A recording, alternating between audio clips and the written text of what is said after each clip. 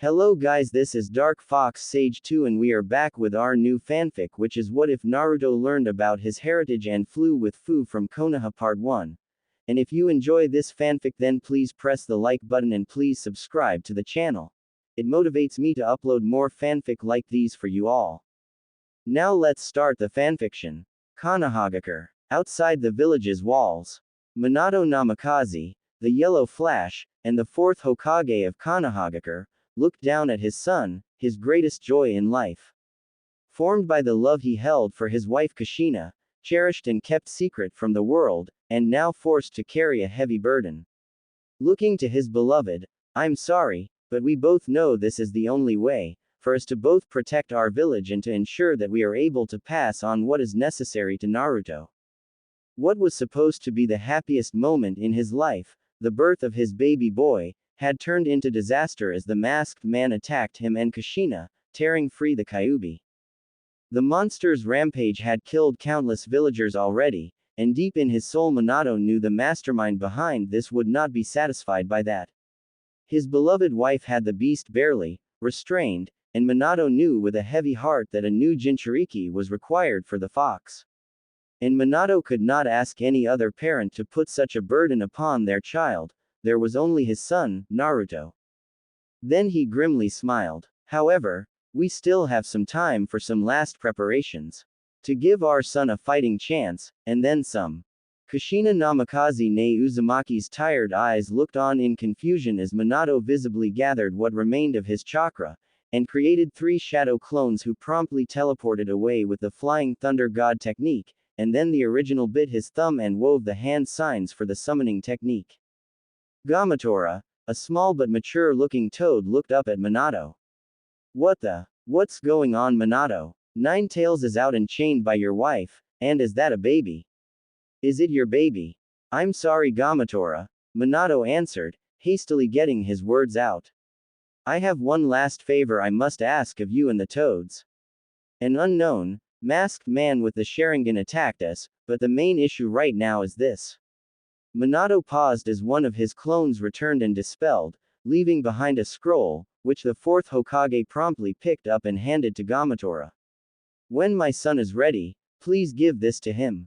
Gamatora carefully picked up the scroll, noting the complex seals that locked it shut.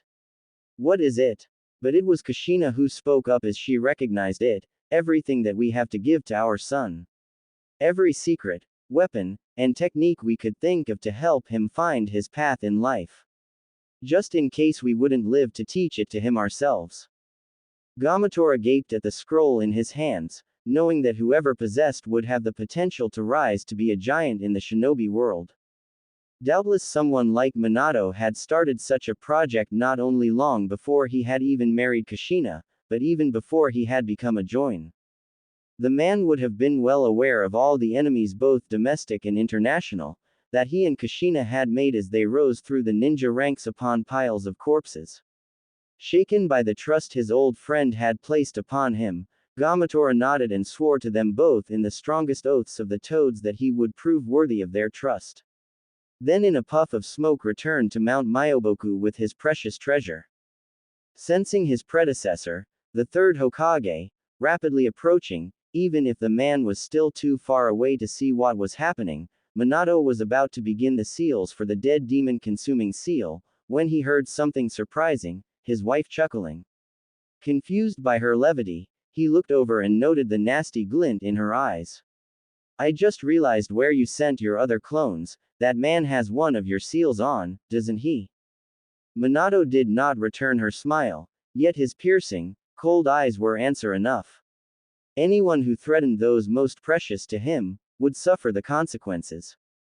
Unknown location. Obito Uchiha seethed as he stumbled back into his base as he rematerialized, only now fully realizing how in all those years his oh-so-adored sensei had never shown his students what he was really capable of. If not for his enhanced body, Obito would be dead already. Was I too cocky? No, he was just more adaptable than I thought. If he had succeeded, the destruction that the Kyuubi would have continued to wreak upon Konohagakure would have set everything necessary in motion.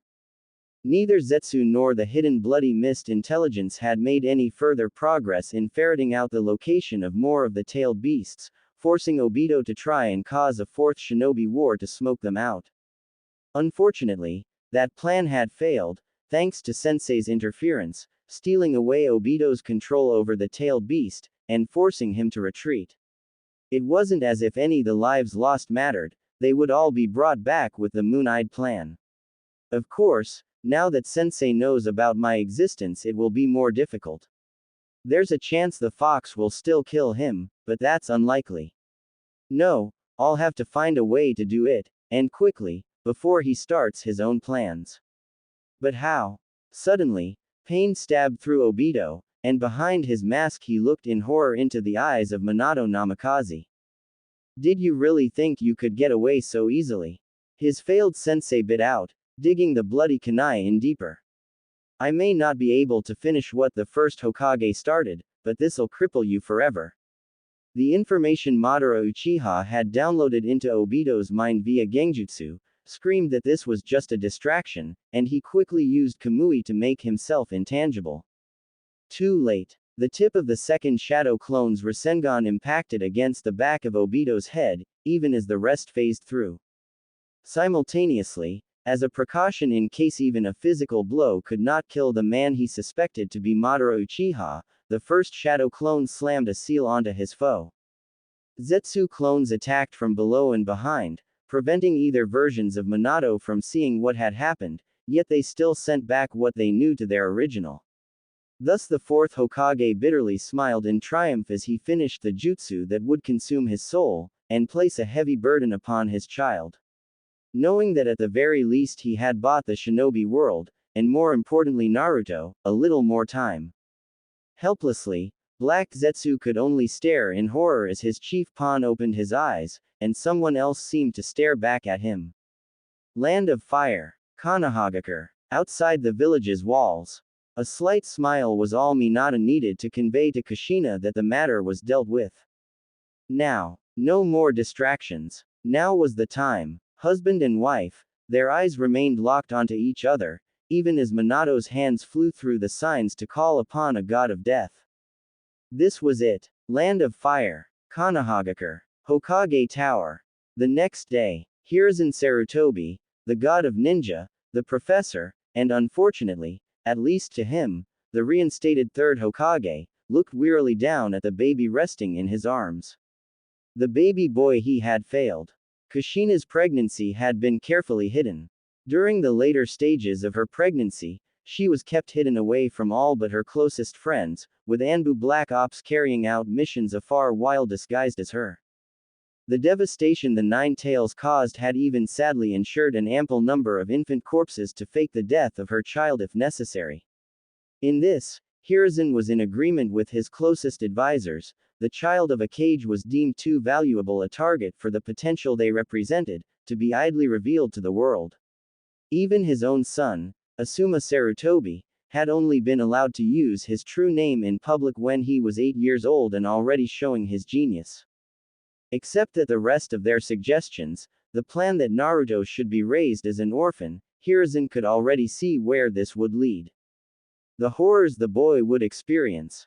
Every argument had been tried, yet this was the only compromise the various clan leaders, and the few civilian representatives so powerful not even a military dictator could ignore, could come to. Of course, they only saw the threat he posed as the vessel of the demon fox, not the person he truly was. The third Hokage was hampered by the need to keep key aspects of Naruto's life secret from them all, and he could not think of any viable alternatives. Grief and instability in Kakashi and Jiraiya meant they could not raise the boy. Even worse, one of the two Jonin who had accompanied the third Hokage to witness the sealing and last act of Minato and Kushina, in a suicidal moment of idiocy, Hiruzen had taken uncomfortable satisfaction in labeling the man's death as suicide by Sannin, had blabbed out an accurate description of Naruto for the rest of villagers to hear and disseminate. They would know precisely which boy held the Nine Tails within. I'm sorry Naruto, this is what it has to be, for now, but I will find a way to make it better. I swear upon the will of fire. Uzushiogakure. 16 years later, Haku Yuki, Jonin captain of the reborn village hidden in whirlpools, walked towards the figure sitting on the edge of the cliff. Once Haku's unwilling master, then student, friend, and finally brother by choice, Naruto Uzumaki had grown into a man who had accomplished miracles. They are coming then. Naruto gave a slow, sad nod. When he had fled his home all those years ago, he had known that it would come to this. The nine tails sealed within him was too valuable to the hidden leaf, and Naruto knew far, far too many secrets. Yes, the 16-year-old had known that conflict with his old home was inevitable, even as he tried to prevent it. He had merely hoped to keep it from spilling out in open war. Even now, his various shadow clones throughout his spy network, and those taking in reports from Hidden Whirlpool's intelligence department, continued to send him updates of the oncoming storm. I tried to avoid this, present myself as a valuable ally, hope they would stay true to their philosophies of peace. That my friends that still lived there would be able to help me enough. But it seems it was all for nothing. As bitter as some of his memories of his former home were, there were still good and warm ones, and overall, life had been good. It had even been improving significantly towards the end as he had made new friends within Konohagakure. Any further ruminations by Naruto were cut off as someone else joined the two young men, dropping down from the sky. Fu, the seven-tails Jinchuriki, casually walked up to Naruto and dropped down to sit beside him, her head resting on his shoulder. Naruto, you've done all that you can. Your job now is to protect our village and those who live within it. All of the people who believe in you. When his only response was a vague grunt in reply, she sighed before trying again. You don't have to kill them, not at first and not if they get the message. Just don't forget who we're really fighting against. Danzo. Only years of mastering his temper made it possible for Naruto quell his fury. Yes, this conflict has indeed been inevitable. Obsessed with Pax Konoha, Danzo would have been an enemy of Naruto regardless of whatever choices he had made in his life, even if he had been able to stay with the hidden leaf. Their philosophies were just too different. The fact that Naruto suspected Danzo of deliberately working to leave Naruto emotionally vulnerable did not help matters, and out of all of Naruto's personal enemies, Danzo was the only man he held absolutely no respect for. And given the grade of monsters that could still be found within the Akatsuki, that was saying something. For Danzo, the Hidden Whirlpool was a threat to the Hidden Leaf's status as a great nation, and his last chance to prove the validity of his future vision for the village as the sixth Hokage. He would send everything he had to destroy Naruto, including his human puppets. Born from a Faustian bargain with the captured Akatsuki, Sasori of the Red Sand, Danzo was creating immortal, emotionless soldiers, possessing far less weaknesses than normal humans. The madness of Root had to be stopped, discredited, and, above all else, as soon as possible while the rest of the continent's militaries were still in turmoil over the loss of most of the tailed beasts, as well as their other problems. Speaking of which, Naruto mused, and then spoke out loud to Haku and Fu, have the scouts stand by, and assemble your special squads. The Akatsuki will be standing by to make their move. They'll want to strike when we and Konoha are at our most vulnerable when fighting each other. Haku sighed. Are you sure this is what we should do? He asked. It was not hesitation that made him question his orders, but the knowledge that whatever happened next would irrevocably change the world. As ruthless as he could be at times, Haku still wished for an alternative, lest the ninja world collapse into ceaseless violence. I know it's not the best choice. Naruto growled. That what we're doing is all but insane. Except that given everything that's led us to this point, it's the best of all the choices we have left. This is our last chance to stop it from all coming apart. Then his voice dropped until it was almost whispering. Our last chance to make it right. Then he stood up, spine stiff with conviction. So in the end, there is only one thing we can do. What? Fu asked quizzically. Protect those precious to ourselves. Trust in our friends and family. And keep everyone from realizing how much we are really just rolling the dice and betting large. Then his eyes sparkled. But we will win this. Believe it. Haku gave a small nod, and turned around to head back, while behind him, his leader disappeared in the blink of an eye. 12 years after Naruto's birth. So Iruka-sensei's going to be alright. It had been a rather hectic night, reflected the third Hokage. What with Naruto being tricked by Mizuki into committing treason. Fortunately, it had all worked out better than he could have imagined, and now his surrogate grandson impatiently standing in front of his desk as he waited for news about Yumi no Iruka. Yes, Naruto, the third Hokage reassured him with a grandfatherly smile as he locked away the forbidden scroll. The medics assured me that he'll be right as rain in just a few days. I'm very proud of how you handled yourself out there against Mizuki, by the way. Iruka was right, you've proven yourself as a ninja. Blushing a little even as he beamed, Naruto proudly fingered his new leaf forehead protector that had once been Iruka's until he had proved himself. He. Yep. Wanting to broach the topic before Naruto did, to show his concern, Hiruzen Sarutobi sat down in his chair with a more serious look. And Naruto, I'm sorry that you had to find out that way about the Kyuubi. Naruto blinked at that, but quickly put on another bright smile. No worries. I'm sure you had your reasons. And it's not gonna stop me from being Hokage. Believe it. But the third Hokage had still seen the brief emotions in his eyes, including the pain. I'm sure you will, he praised, yet I'm still so very sorry that this happened to you. It was always my intention for you to learn the truth, but never like this. I wanted you to find your own path as a ninja before making you aware of this burden. So that you would have a chance to prove to yourself and everyone else that you were more than just the cage holding back our greatest nightmare.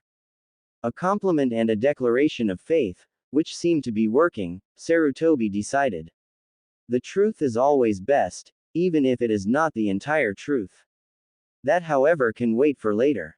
Thanks, old man. And I will. Naruto cried out. I'll surpass you, and then have all of the people of this village acknowledge how awesome I am.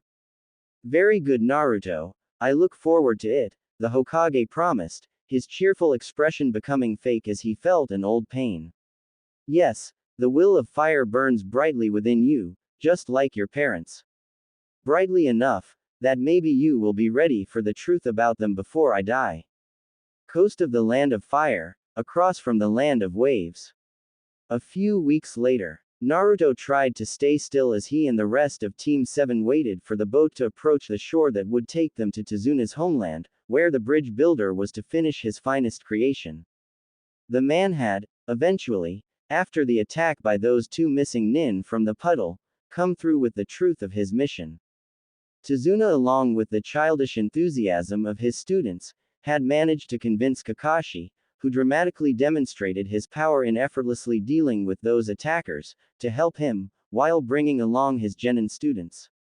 As for Naruto, he was determined to prove to everyone, including himself, what he was really capable of, especially after he had frozen up against the two demon brothers.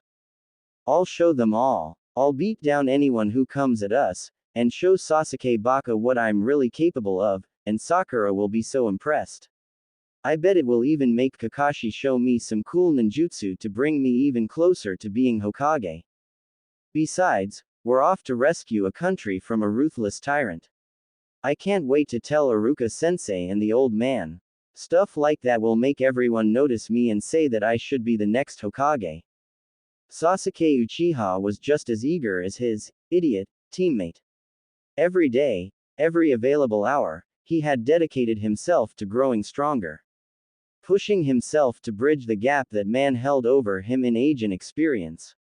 He had tried to graduate earlier to enter real combat as soon as possible, except that since the last great ninja war, the academy had rarely graduated kids early during peacetime, and had abolished that policy altogether after that night. Finally though, Sasuke had a chance to test himself in the field and make an accurate assessment on where he stood. Best of all, his clash with the demon brothers, two chunin who were bigger, older, and more experienced, had given positive results. If Kakashi had not butted in, he probably even would have beaten them both.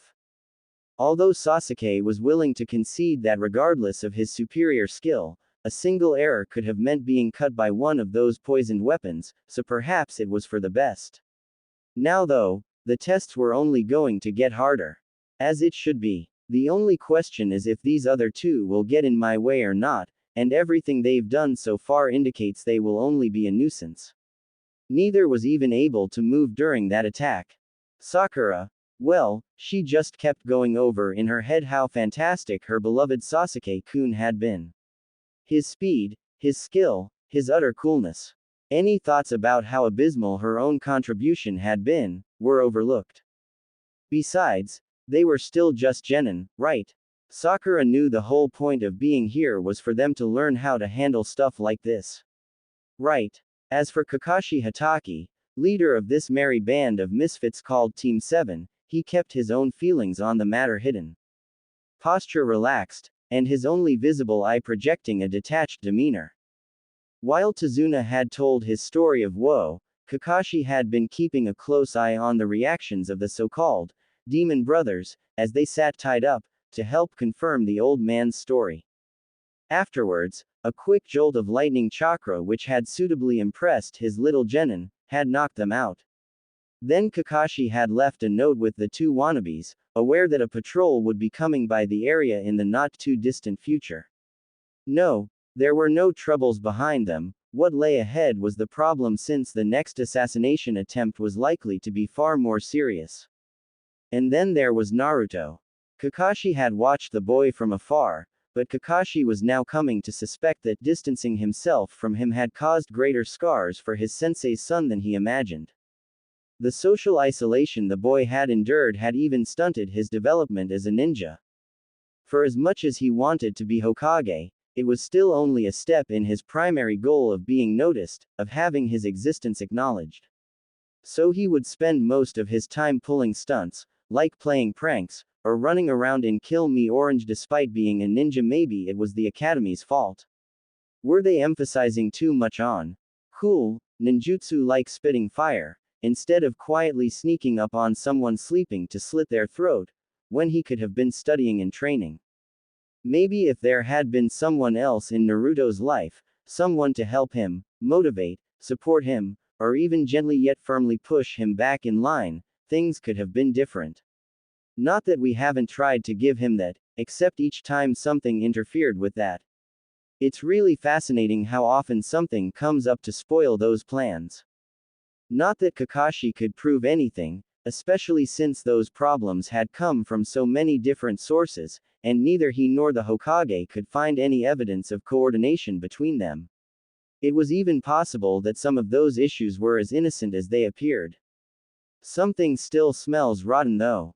Still, as Naruto progresses, if there is something sinister behind this, then they'll have to come into the open more, and we'll catch them.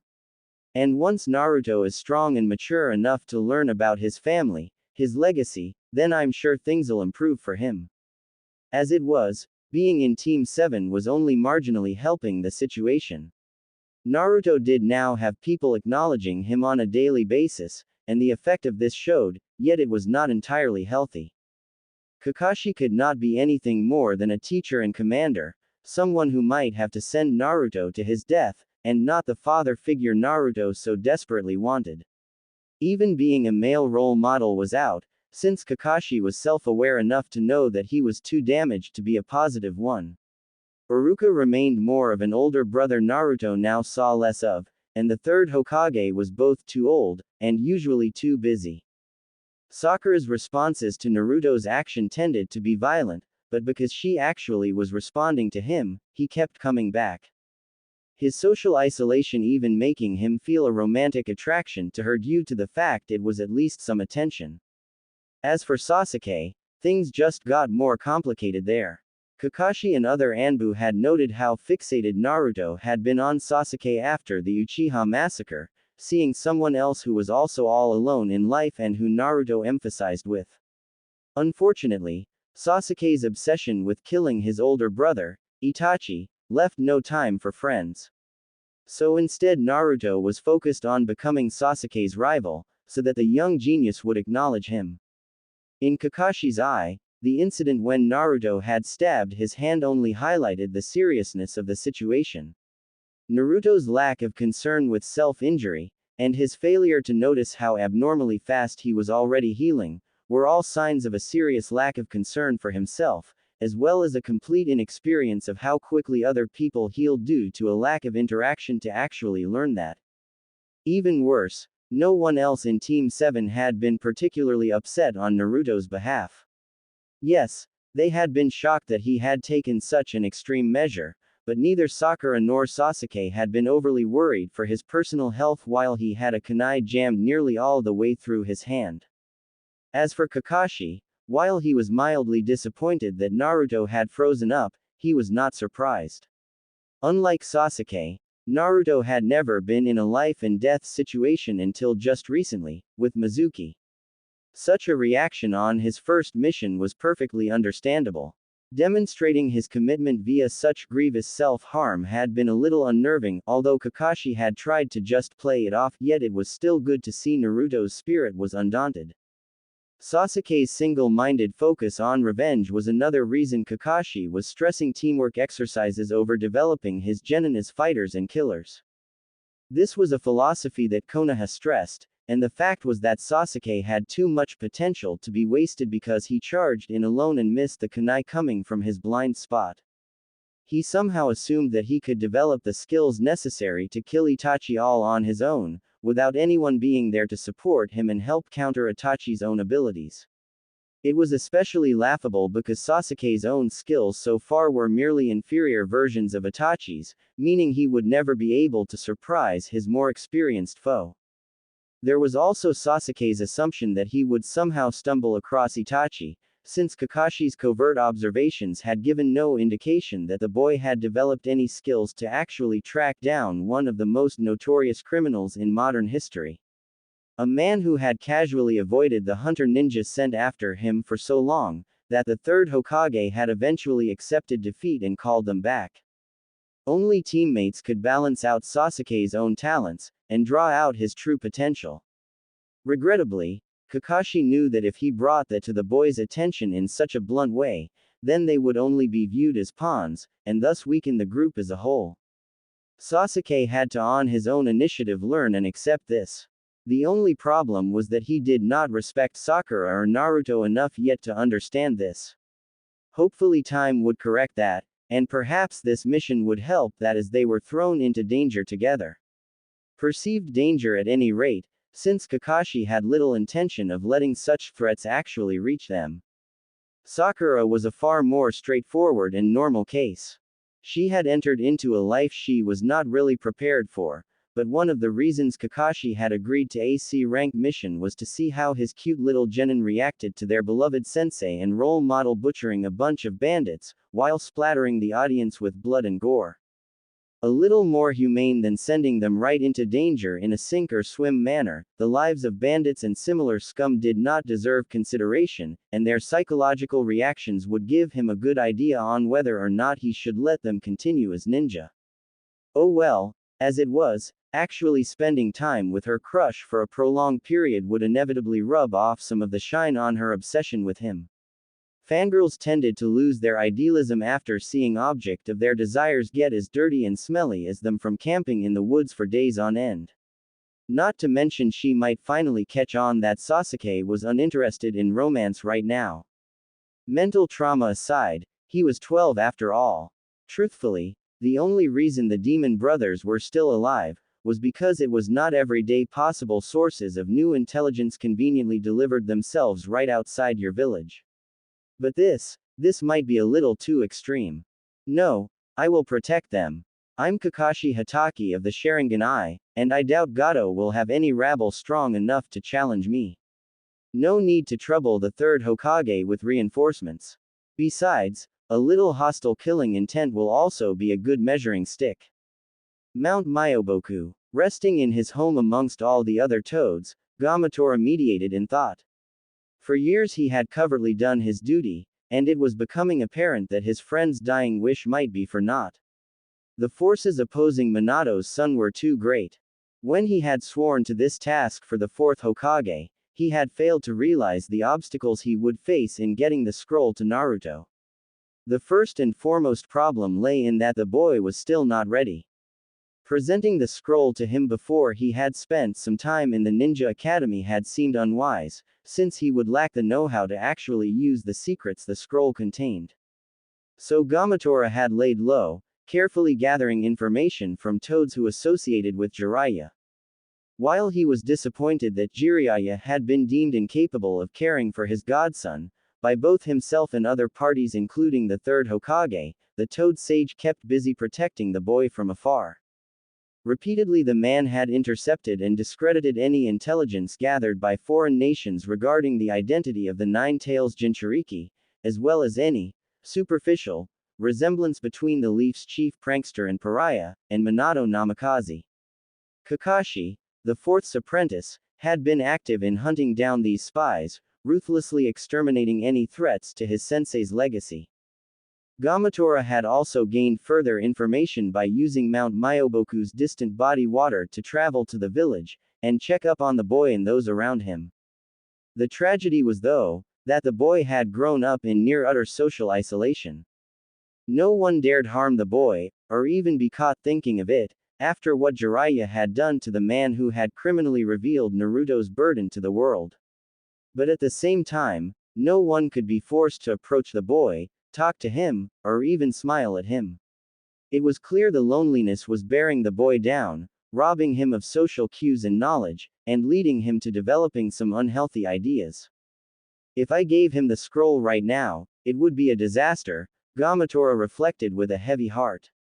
He would just show it to the world in a desperate attempt to get more people to acknowledge him. Or even worse, if Naruto's suffering was greater than I suspect, the information contained within the scroll would give the young Jinchuriki, and he now knows that is his one, as well as why people hate him so much, the opportunity to wreak bloody vengeance upon the village if he ever snapped. Doubtless it would provide ironic satisfaction for the pre-teen, that if he was going to be shunned and treated as a monster, then let him be one, humanity be damned. And the legacy of the fourth Hokage would be death, death for many villagers, and the eventual death of Naruto when the ninja finally killed him. All assuming of course that Naruto did not try to unlock his prison and unleash the nine tails before he fell. Something has to change, Gamatora thought with dismay, and soon. But I don't know what to do. Land of waves. Battle beside a small lake.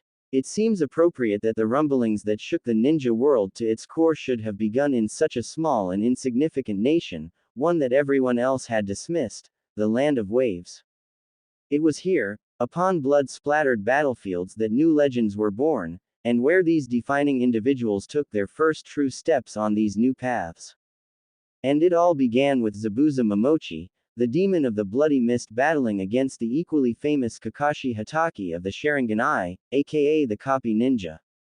Unbeknownst to the Leaf Ninja, however, Zabuza had an ace up his sleeve, as his living tool silently watched events unfold from within the surrounding foliage. Said tool went by the name Haku Yuki, and he was the willing servant of the demon, ready to die in his service if necessary. The watcher silently listened to what was occurring, catching the occasional glimpse through the rising fog as his master summoned it.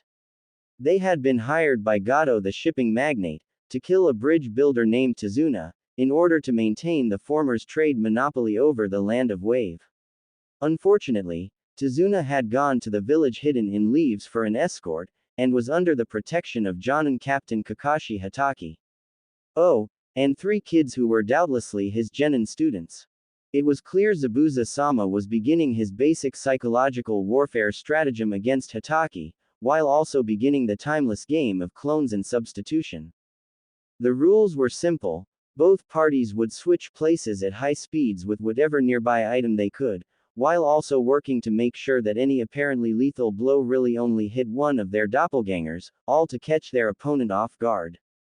Cat and mouse, Kumogakur roulette, and chicken all in one, and the first one to be gutted was the loser. For this was how higher-ranking ninja tended to fight, using jutsu that were mastered to the point few or no hand signs were necessary, high speeds, every scrap of experience, careful management of chakra during high-stress situations, skill and knowledge with various clone jutsu, and repeated use of the substitution technique while simultaneously trying to locate and/or anticipate your opponent's new locations while they used it themselves. In these kinds of battles, especially near the decisive end, neither side could be assured that the so-called final blow had actually connected, lest it be another clone or substitution. From what little Haku could gain from enhancing his senses with chakra, and past experience with Zabuza-sama, it appeared that Hatake had now confirmed that Zabuza-sama was a water-style user, liked to rely on low-level clones, had some measure of Zabuza-sama's skill with his sword, and knew that the man's reputation for silent killing was well-deserved. Zabuza-sama's first fight with a Sharingan user was already giving him some insight into how it worked, including how the mist he was creating with the hiding in the mist technique was apparently not strong enough to block its effects. Hatake's speed when coming to the aid of his genin was also telling. More importantly, Haku himself was learning all he could from the glimpses of the battle, in case he was forced to intervene in the fight. Defeating Hatake himself was unthinkable, for Zabuza-sama had to prove to himself that he was strong enough to defeat the enemy Jonin. Otherwise, how did he expect to defeat someone as strong as Yagura, the fourth Mizukage? No, Haku would only become involved in order to fake his master's death, and only so that Zabuza-sama could return stronger than ever. Finally ending the annoying dance, Zabuza kicked Hatake into the nearby lake. Judging by the speed and distance achieved, however, the swordsman knew that the copy ninja had gone with the flow of the kick to gain more distance, doubtlessly planning to draw his enemy away from his charges. Against a man of Hatake's reputation, and from the skills already displayed, Zabuza would be expected to prioritize on the greatest threat, without sparing even an instance to target the old man he had been hired to assassinate, or the brats. And of course Hatake had managed to drop some caltrops as a trap, forcing Zabuza to hesitate. But he's a cocky fool if he plans to lure me into a terrain I specialize in weaponizing. Faster than Hatake could react, Zabuza trapped the false legend in the water prison technique. It's over, Haku knew. Zabuza-sama's also pouring his own chakra into the jutsu to prevent Hatake from using any of those lightning jutsu he is so famous for. He may have the physical conditioning to hold his breath for a long time, yet Zabuza-sama's chakra levels are well up to the task of maintaining the jutsu long enough. All that is left is killing Tazuna, and those genin so no witnesses are available for the hidden leaf. Hopefully I can convince Zabuza-sama to spare the children. Perhaps if I point out the retribution their village may try to bring down upon us. Maybe he's already concluded this, since he's only toying with them, giving them a chance to run. It was still sad though, when the leaf genin prepared themselves to fight a monster who outclassed them to a ridiculous degree. With mild surprise, Haku observed the short, blonde-haired boy rally his teammates, despite the orders to flee that his superior was desperately yelling at them, expending his precious air in a vain attempt to try and save his young genin. The kid definitely had guts though, yelling his defiance, and insulting a man who was making a point so far not to kill any of them. Skill and brains, not so much. He made that charge against a Jonin captain, even if it was just a water clone, to retrieve his headband. To help him in his declaration that he would be Hokage. Well, that's interesting at least. The boy's use of a clone technique able to make so many solid copies was more fascinating however, especially since Haku could not confirm what their composition was. Not that it made any real difference, with the copies quickly being dispelled with a masterful demonstration by Zabuza-sama's, the executioner's blade. Undaunted even as he was sent skidding across the ground, the kid, Naruto Uzumaki, was it, passed a large Fuma shuriken to his teammate, the black-haired boy, one who had an interesting clan crest on his back. Regardless, he chose to throw the shuriken at the real Zabuza-sama, not the water clone who had been humiliating them. There is a second shuriken hidden underneath the first for a shadow shuriken technique. While hardly enough to even hinder Zabuza-sama, it is still a better plan than I thought. Decent skill too, to throw it like that, explains why he was the one given the shuriken. Ah, there we go, and what? Haku stared in disbelief as Zabuza effortlessly caught the first shuriken and jumped over the second one, only for the latter to disappear in a flash of smoke to reveal the young Uzumaki trying to blindside his target from behind.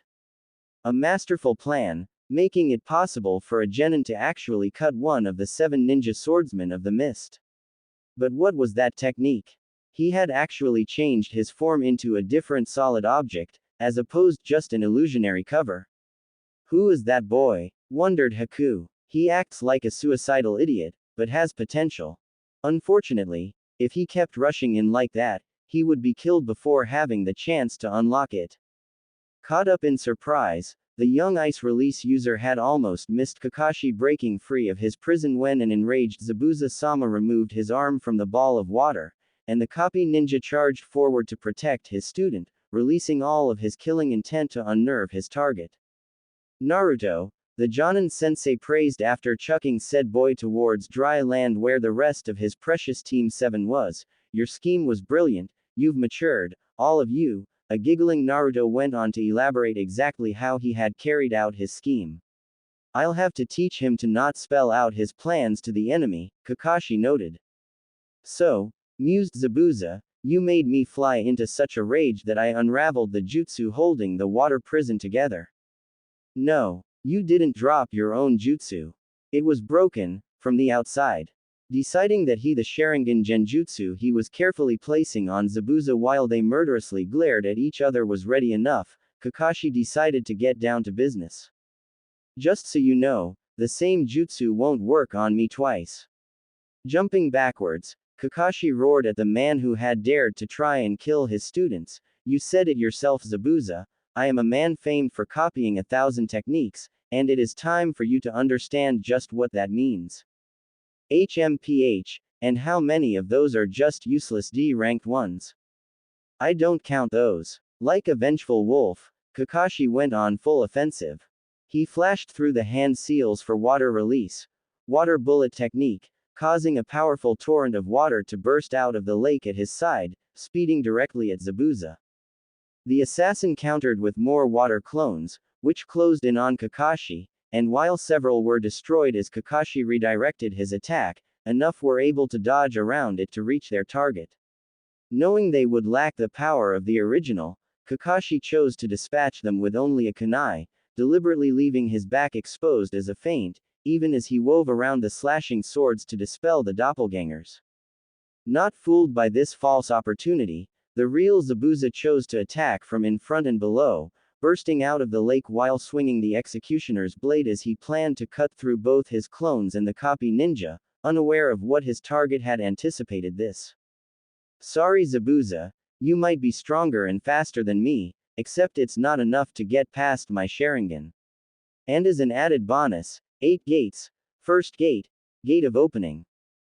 Zabuza could only swear to himself in disbelief as Kakashi countered his underwater ambush, somehow possessing the strength to block the swordsman's massive blade with nothing but a kunai knife.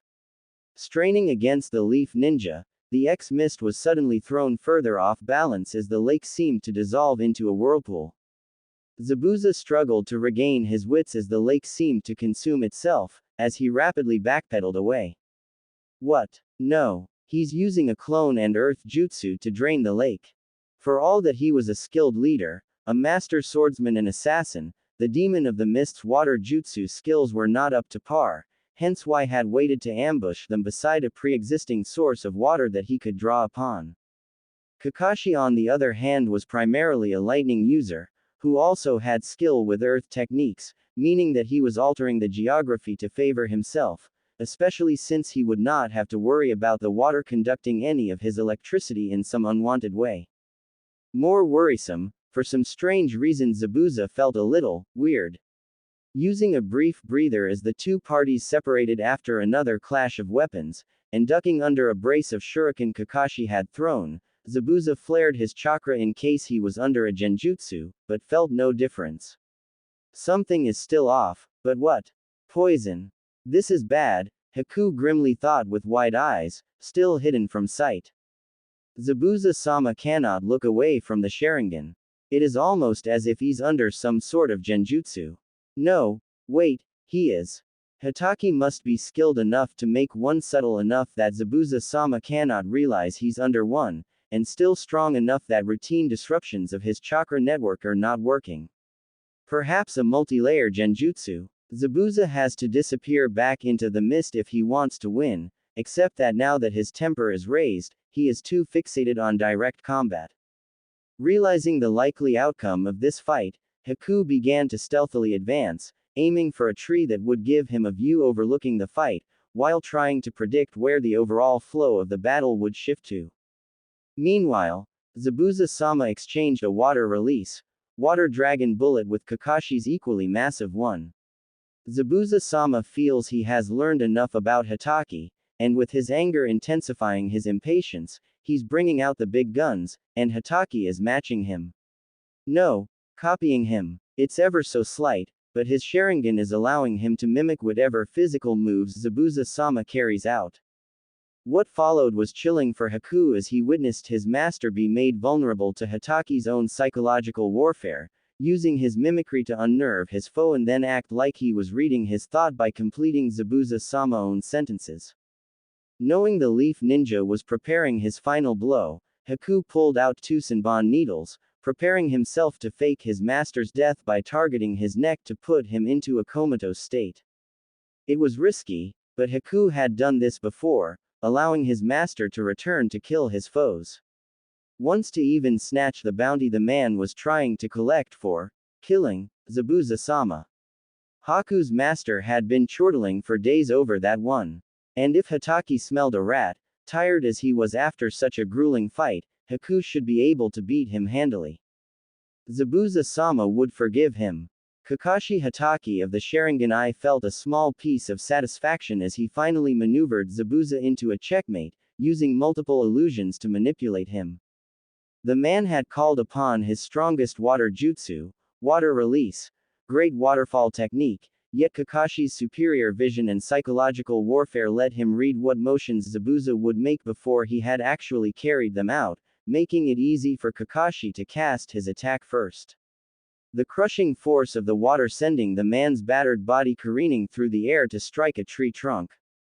Pulling out some kunai, Kakashi prepared a standard spread to finish off a living legend, aiming 3 for the torso and 1 for the neck. Then he stopped as two Senbon needles suddenly appeared in the swordsman's throat, seemingly out of nowhere. Glancing up, and surging his chakra in case of a genjutsu, Kakashi blinked in surprise at the sight of a masked member of the Bloody Mist's Anbu Hunter Ops. The young man offered a polite apology for interfering, claiming he wanted to make the kill himself. Based upon his build and voice, he was dealing with someone only little older than Kakashi's own students, except he had still risen to claim one of the most elite positions within the ninja world. An order entrusted to hunt down their prey alone, taking down any Nukenin they encountered without anyone watching their back. He's not your average kid, that's for sure. I'm putting up a good bluff, but I'm nearing my limit. And the longer this goes on, the longer I have to keep my Sharingan active and draining more chakra. That Zabuza's dead is all that matters. I just won't be able to take his corpse back for study. Carefully approaching the man in question, while keeping an eye out on the motionless Anbu hunter, Kakashi checked Zabuza's pulse for half a minute, confirming that he was indeed a corpse. Unexpectedly, Naruto ran up to them, yelling his confusion at who this masked stranger was, and if his casual killing of the demon of the Bloody Mists meant that the members of Team 7 sucked. Still carefully keeping an eye on the potential new threat, Kakashi walked over and quieted Naruto down. "Oh, well, you have my sympathy," he said to his student. "I can see where a thing like that would be hard to accept, but it's a fact you'll have to live with. This probably won't be the last time we run into a kid who's both younger than you, and stronger than me." Kakashi could have elaborated on that, yet the best examples of young prodigies from the village hidden in Leaves' recent history were himself, which would be overly arrogant to mention, Itachi Uchiha, unwise to mention for a host of reasons, and Orochimaru, a third bad role model. For his part, Haku, still in his Anbu hunter disguise, jumped down and hefted up Zabuza-sama's unconscious body. A glance had confirmed the Senbon had indeed been accurately placed, but this moment of vulnerability was when everything was the most at risk. Fortunately, Hitaki's body language indicated he had no interest in a fight. Moreover, based upon the copy ninja's previous behavior, and his present closeness to his blonde genin, it was likely his priority remained protecting his charges from any active threats, not corpse retrieval. Your battle is over, Leaf, for now. And now I must dispose of the remains, he lied, lest they give up our secrets to our foes. Well then, I must be off. Land of Waves. A clearing away from Team 7. Having recovered from his death, well enough to move, and remove the Senbon in his throat, though not enough to be truly mobile, Zabuza looked up to regard his tool. You saw the entire fight, correct? Haku gave an affirmative nod. During the fight he had used chakra to enhance his senses to catch every word, since the slightest detail, or mumbled comment could be critical. Indeed, his master could even be trying to discreetly pass an order. While Kakashi Hitaki is a formidable foe, from what he displayed he is only a threat if you were to engage him head-on, Zabuza-sama. His students were also interesting. Zabuza scowled at this, except knew that Haku was right. The trick the blonde brat had played on him, with the other boy's help, had been brilliant, and if the former had been slightly more skilled, he could have actually hurt Zabuza when he blindsided him. Hell, if the kid had just one single ranged and offensive C-rank jutsu when I had my back to him, or a better throwing arm, he might even have killed me, that's how unprepared I was. And those jutsu he was using beforehand, the swordsman frowned, the brat had been spewing some nonsense at some point, but Zabuza had only ignored it, concluding that even if he did not kill them all, they could not possibly have anything interesting to say. What did you discover about them? The one with black hair carries the clan symbol of what I believe is the Uchiha clan on his back. Although I will have to check my scrolls to see if I can verify. As for the other boy, how much did you hear him say? Zabuza gave no response to the tactful rebuke, since he always stressed the importance of full and honest feedback. He identified himself as Naruto Uzumaki. At this Zabuza paused in wrapping his face bandages. In the ninja world, empowered weapons with unique abilities, like Orochimaru's Kusanagi sword, were priceless. The art of crafting them practically lost during the brutal Warring States period, since craftsmen capable of creating such artifacts were prime targets. The last recorded individual capable of such was the second Hokage. However, the majority of the remaining weapons were owned by the village hidden in bloody mists, wielded by the 7 ninja swordsmen of the mist, a group Zabuza still considered himself part of. Those particular swords had come from a variety of sources, and some of the present ones were even replacements for ones destroyed during previous battles, yet the most common source was the seal-loving Uzumaki clan of Uzushiogakure, the village hidden by whirlpools. They had either been given as part of peace treaties after wars, or pried from their dead hands on the battlefield. Alas, there were no more Uzumaki left, following the fall of Uzushiogakure, at the hands of Iwagakure. Or so Zabuza had thought. Now while it was possible the kid was lying, or had been lied to as he appeared too stupid for subtlety, Zabuza suspected it was the truth. Someone like Kakashi Hitaki seemed unlikely to tolerate such a deception. Moreover, the brat's fellow student appeared to be an Uchiha. Zabuza was fully confident in his student's memory, another legendarily powerful clan that was supposed to be dead, barring their executioner that is. Moreover, given Kakashi's use of the Sharingan, that would be a logical placement for what appeared to be the last Uchiha. What did that say about the pink-haired girl? Was her behavior just an act to catch him off guard? Interesting, very interesting indeed. Zabuza mused. Still, no matter. I'm a ninja with a contract, and I'll fulfill it. Zabuza turned to look up at his apprentice. I failed to look for the shadows and knives that hide underneath the mist, and nearly paid for it with my life, he growled, wincing as his abused body shrieked in pain. That won't happen again. Haku, we need more information. Get it. His tool obediently gave another nod in agreement, doubtless having reaching the same conclusion long before Zabuza had. The perfect weapon. Land of Waves. Tazuna's house. A few nights later, Naruto stood quietly outside the room of the little boy named Inari. Apparently Tazuna's grandson, he had been insistent that Naruto and his team were going to die, that no one could defeat Gato and his men.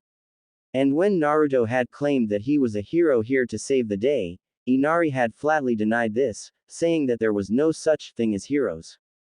With a parting comment about they should leave or they would die here, the brat had left to go to his room.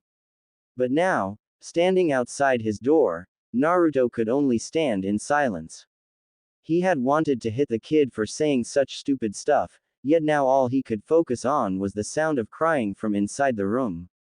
Eventually, Naruto turned and walked off, not knowing how to respond to this. What happened to him? Konohagakure. Hokage's tower. Hiruzen Sarutobi looked at the mission briefing scroll in front of him curiously. A routine patrol had encountered two tied-up ex-mist ninja, along with a note from Kakashi. The encrypted letter had detailed what had occurred, his observations of his genin squad's reactions, and changes to the mission parameters. Despite all of this, the man believed that he was more than capable of handling whatever might develop in Wave, and that he did not expect any problems he could not handle himself. Taking a reflective draw on his pipe, the older man considered the situation. On the one hand, Kakashi was an experienced leader, a Jonin captain who had spent time in both the Anbu and later in the regular forces when his psychological evaluations indicated he was being pushed too hard by job. Something about it being unhealthy to have been a child soldier in the thick of all the fighting since he was 6 years old, and then transferred into the Black Ops to carry out various, wet work, tasks. After the transfer back to the regular forces, Kakashi had continued to distinguish himself in battle. Of course, despite the man's power and success rate, he still had his detractors amongst some of the upper echelons. For while his subordinates had a higher survival rate than the norm, their leader was also willing to abandon his objective if he was too concerned about potential casualties. Too willing to give up, his detractors claimed. Personally, Sarutobi approved, especially since Kakashi would always retreat just long enough to plan anew, and/or adjust his roster, and then return to the mission to complete it. In conclusion, the third Hokage was confident that Kakashi would pull out if this mission in Wave if it appeared to be escalating out of control. Although, he could not dismiss the possibility that Kakashi, unused to dealing with fresh genin straight from the academy, might be overestimating them. He could even be overcompensating with Sasuke out of respect for Obito Uchiha. And of course it was always possible he had managed to dig deep enough through his grief to realize who Naruto's parents were, and was overeager to prove the young boy was just as good as they had been. Or that Kakashi hoped successfully helping these boys might quieten at least some of the ghosts that haunted him at night. In the end, the third Hokage decided to leave it to Kakashi to decide. Displaying his trust in his subordinate, and to see how a potential fifth Hokage candidate handled the situation. Land of Waves. Tazuna's house. As he slowly recovered, Kakashi began to carefully plan his campaign against whoever Gato sent to kill Tazuna next.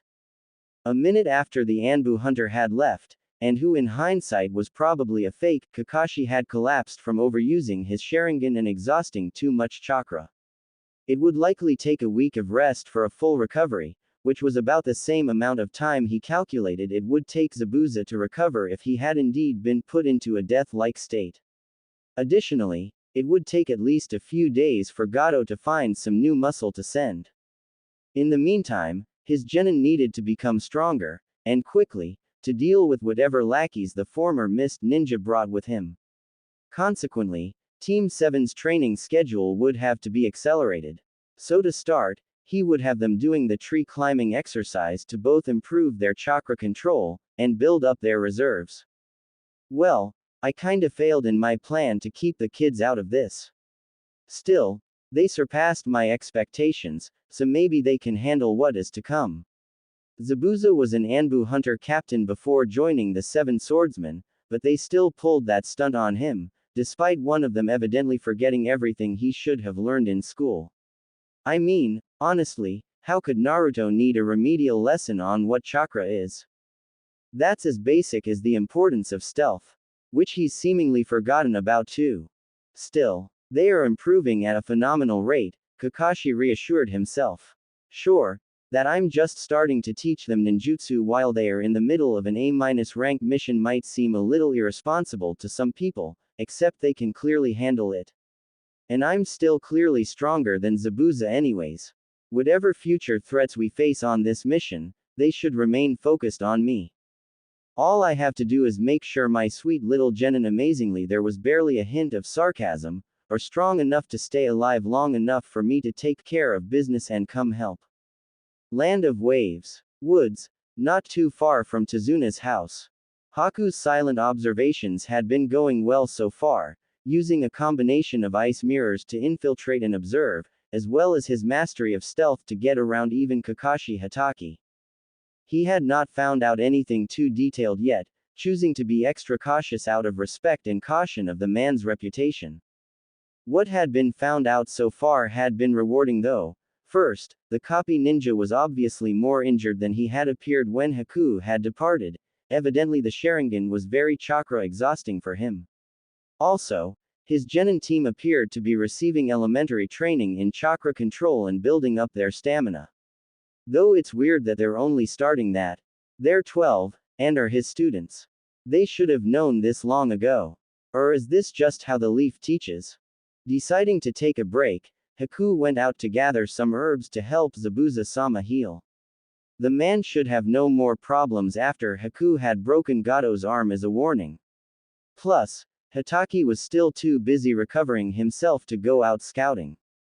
Though he would never admit it to anyone else, messing with people was one of Haku's hobbies, and that included being a girly boy able to throw people around with no discernible effort.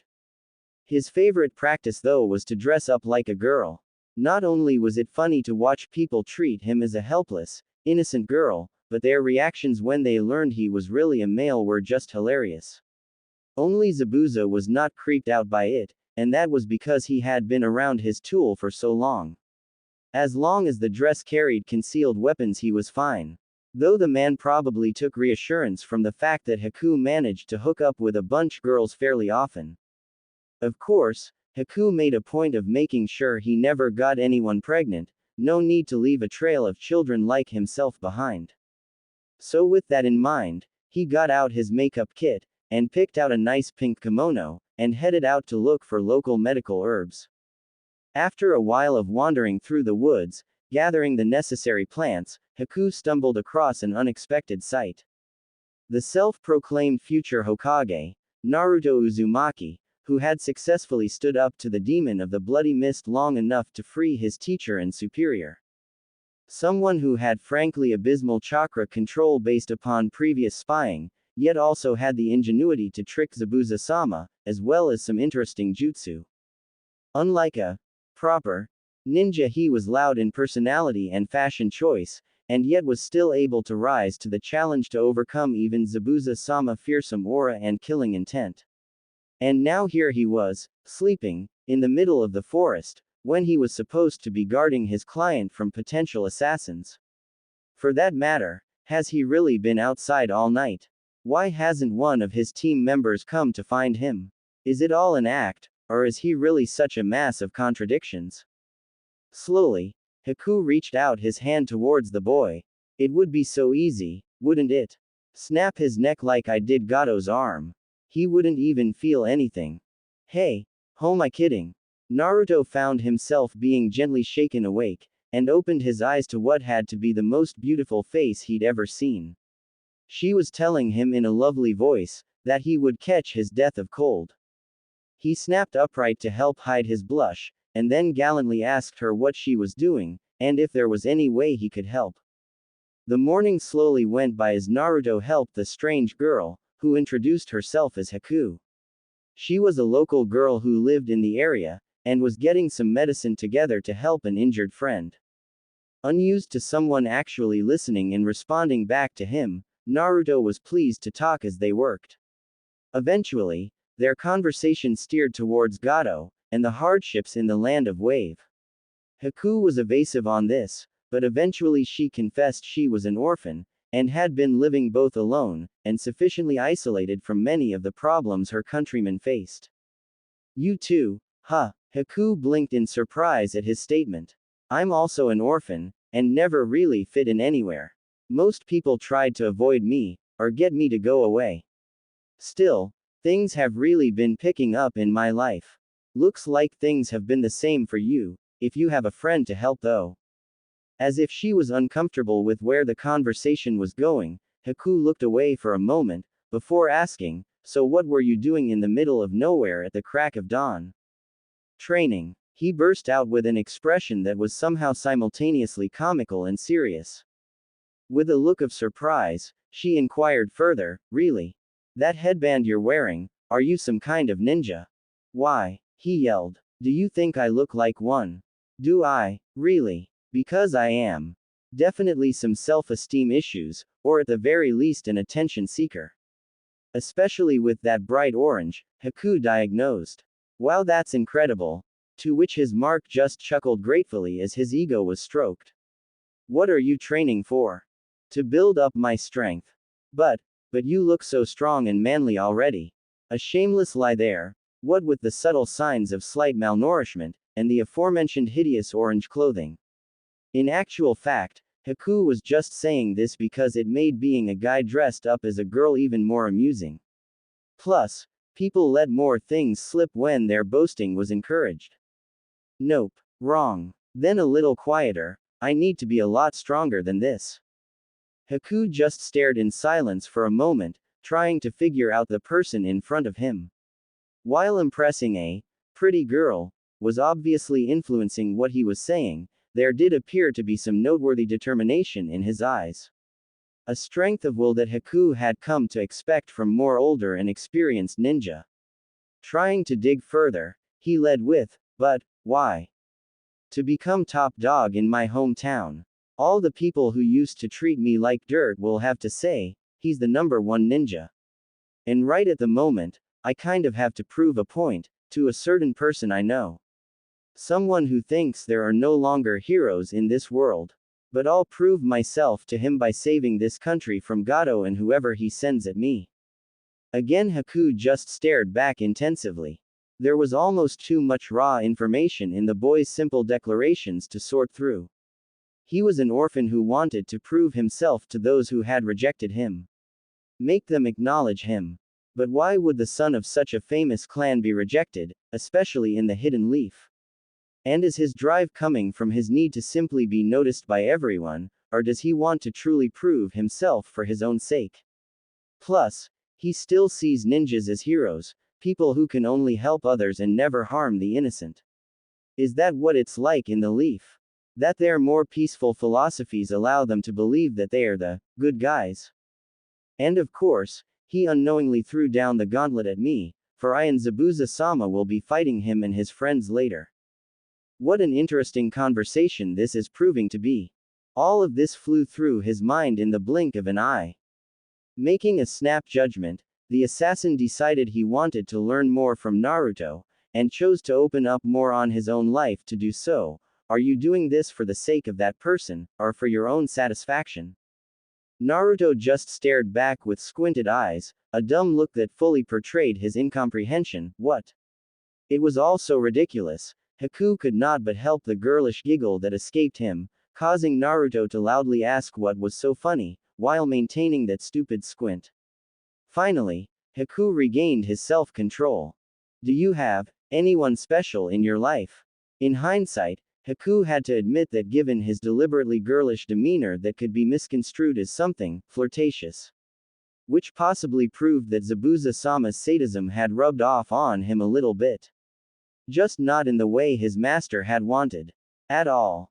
Just thinking of Zabuza-sama in this context make Haku's memories rise to the forefront, oblivious to Naruto's confusion as the young girl stared off into space. His father, a man who had sworn to love and protect them with his very life as long as he lived, had learned that Haku's mother had a bloodline ability. To him now his family had become monsters, and had killed his wife for that, and would have murdered his son too. Instead, the icy power of Haku's heritage had instinctively risen to save him, and stain him with his father's blood. Still lost in though, he found himself reliving his life of loneliness on the streets, unwanted, with no reason to live. Where each waking day was a struggle to not just stay lying on the ground until the end finally came.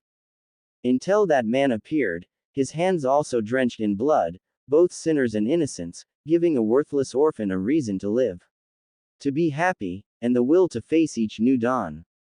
With an effort, Haku pulled himself out of his past to look at Naruto, a boy who might share a similar enough history, and maybe his own personal philosophy, his ninja way, with him. So he calmly and simply said, when people are protecting something truly precious to them, they truly can become as strong as they must be. And with that, Naruto's own experiences came to the forefront, with the example of Iruka and the day Naruto became a full-fledged ninja.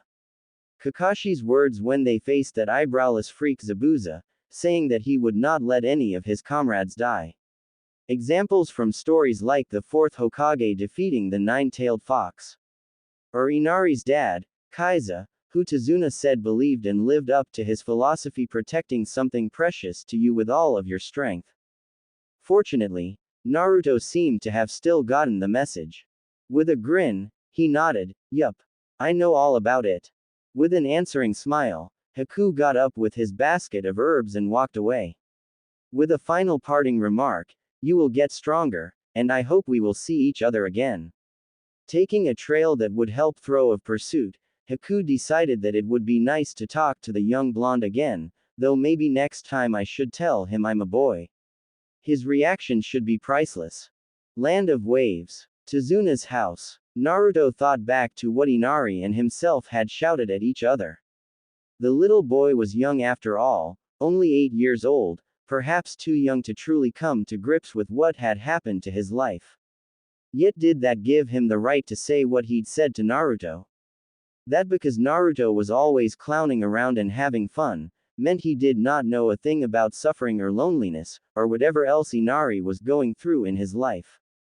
In that moment, Naruto had let his own mask slip, and had let some of his own pain and hatred be seen as he glared at his target, directing the will that had for years fought to keep his apathy from consuming him at this crying child who had the gall to say that to him. All of those emotions had been channeled into Naruto's voice as he snarled back, "Just keep on crying forever, you idiot. Doing nothing to try and change the situation, while your dad fought to make things better. Like your grandpa is doing now. Thinking that you're suffering more than anyone in the world, when you don't know anything about pain and suffering." After yelling that last part, he had buried all of that back down, and left the house to get back to training, ignoring the cries from Sakura-chan to come back and apologize. Someone like him wouldn't have lasted a day in my life, Naruto growled to himself, but then stopped and reflected, and I shut him down like everyone else has done to me before. Thinking about what Haku had said about protecting those precious to yourself and finding true strength, Naruto realized what had made Iruka precious to him. His teacher had known the whole story of Naruto's life, and had accepted and helped him anyways. Right now, Inari is shutting himself out from those around him, his precious people, who are going through the same pain as the boy, and neither his mom nor grandpa know how to draw him out. Pushing away other people, denying himself the chance to find new precious people. With this in mind, Naruto stepped into action, and went looking for the younger boy. He knew Inari had to want help, before it would work, except Naruto also knew he just had to offer it. To let the boy know others were already offering it. He hesitated as he approached Inari's room, but forced himself to knock on the door. After a moment, the boy answered it and hesitantly let Naruto in. They just stared at each other in silence for a few moments, before the older one crossed his arms and spoke up at last, "I don't really know what to say, how to tell you what I'm feeling. But I know that I have to try. I shouldn't have shut you down back there, too many people have done that to me before. But what I do know, is that you can't do this to yourself, Inari. You might never feel better again after what you've gone through, but that you must never give up on trying to. Your mom and grandpa want to help you, be there for you. Your grandpa is struggling to ensure that you will have a future here. That no one will have to live their entire lives in a desolate country like the wave is now. Shutting away the world might seem like the best way to not feel any more pain, but, is that really what you want? What Kaiza would have wanted for you? Inari flinched at this, and just shouted back angrily, "Shut up. What do you know anyways? Acting so cool and all like you know what I'm going through," and stopped as he realized he was repeating himself, and then remembered Kakashi's words from last night. Flashback. Naruto grew up without a father, same as you. Kakashi said while sitting down beside Inari. Actually, without any parents. He doesn't remember either one of them. Or have a single friend. His whole life is one big, painful memory. And in all the time I've known him, I've never seen him cry. Or use his troubles as an excuse to sulk or be a coward. Not once. He always tries his hardest, hoping someone will notice and give him a kind word or a pat on the back. That's his dream, and he's risked his life for it. I think one day he must have just gotten fed up with crying. He understands what it means to be strong. He knows what it costs and what it's worth, just as your father did. And he's still able to smile. Inari thought to himself. Flashback end. While not understanding the reason, Naruto was quick to take advantage of Inari's hesitation. In many ways, I'm jealous of you. At this point, the overwhelmed boy could only stare back in shock. My life hasn't been easy, and you have memories that I will never have, things to cherish. And peoples whose example you can follow. On the other hand, you know that you wouldn't want anyone to feel what you're feeling right now. I can't judge your pain, or try to compare what we're both feeling, every day, but we can try to help each other.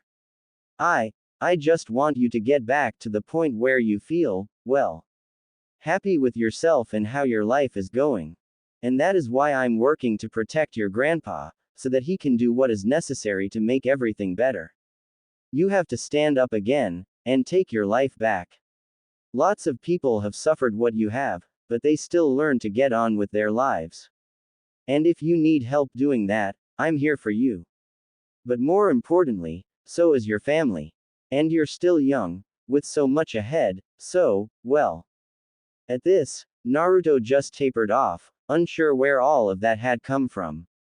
Maybe being with Iruka-sensei and the old man Hokage had taught him more than he'd thought, and he knew that Iruka had managed to put his life back together despite losing both his parents at a young age. The silence stretched on for several minutes, Naruto's sad and too old eyes staring back into Inari's equally sad, yet confused ones. Until, finally the little boy nodded. Okay. He whispered, I'll try. And then Naruto smiled. A real smile, not the one he showed the world, to fool it into not realizing how beaten down he could become at times. One that had only shone through in those brief moments of happiness, when he was with the old man Hokage, or when Iruka-sensei acknowledged him. No deception, no small part of him still being resentful at his life, just pure joy. Looking at the bedroom clock, Naruto put his arms in the air and then put his hands behind his head. Thanks for listening to me ramble on so long. I know it's not easy to hear all that, but let's see what happens. It's late, so goodnight Inari. And with that, Naruto walked out, and went to his own cot to get some sleep. As for Inari, it took a long time, but eventually he fell asleep as his mind slowly calmed down. As he worked to accept that maybe, just maybe, life could get better after all. Land of Waves. Woods just outside Tezuna's house. Naruto could only sit with his jaw hanging open. He had met Haku again when the boy had been collecting more herbs, this being their third meeting. The totally future Hokage had come to really enjoy these times they got together, as they chatted away about everything under the sun. Haku could not stay too long, having to get back to help her, his friend, but they both had time for a few laughs. As he was walking away this time though, Haku, without even turning his head to look at Naruto, had informed the blonde that he was really a boy. What? He's even more girly than Sasuke. He even talks like a girl. Since then, Naruto had been just sitting there, trying to go over everything they had said together, and was also questioning his sexuality. Land of Waves. Zabuza's hideout. Zabuza Momochi nodded in agreement as his tool finished outlining the plan he believed his master should follow. Using an enhanced version of the hiding in the mist technique would be costly in chakra, but the jutsu would still be beneficial enough. It appeared as though Kakashi had come to base his fighting style around his Sharingan, so robbing the man of his most fearsome weapon would unnerve him, and limit his options. It would still require careful work by Zabuza, relying on just his hearing, except that was his preferred weapon. His observations during their first encounter would help him attack Kakashi psychologically as well. That was one of the few areas where he still surpassed Haku, due to his more worldly experience. Maybe I should consider finding another apprentice about his own age, Zabuza pondered. A partner or someone to interact with so he doesn't end up snapping.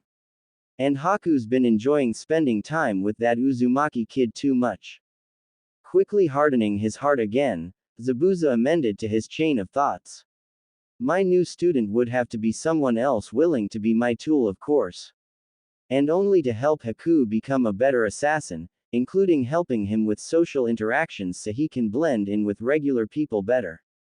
Watching his protege walk away to prepare his own weapons, and the materials needed for the traps if the first plan failed, Zabuza conceded that there was another reason to find another companion, so if the master died, his tool would not be left alone in the world. Zabuza had ordered Haku to never take his own life if the former died, to keep living, but the boy had based his entire life around the older man.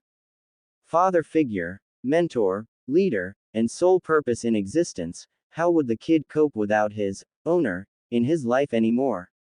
Haku might take up Zabuza's goals and ambitions, but it would be a hollow commitment at best, for the boy defined himself by others. And what kind of swordsman would Zabuza be if he let his best weapon lie discarded, rusting away, if he was no longer around to carry it? Land of Waves. Tazuna's house. Kakashi Hatake took one more look around the perimeter, before setting off with Sasuke and Sakura to guard Tazuna for the day. Naruto had worked himself to exhaustion again last night, so it was decided to let him sleep in and rest completely. The bridge is nearly done, so Gato and his thugs will have to make a move soon. We can't risk one of us being tired during a fight.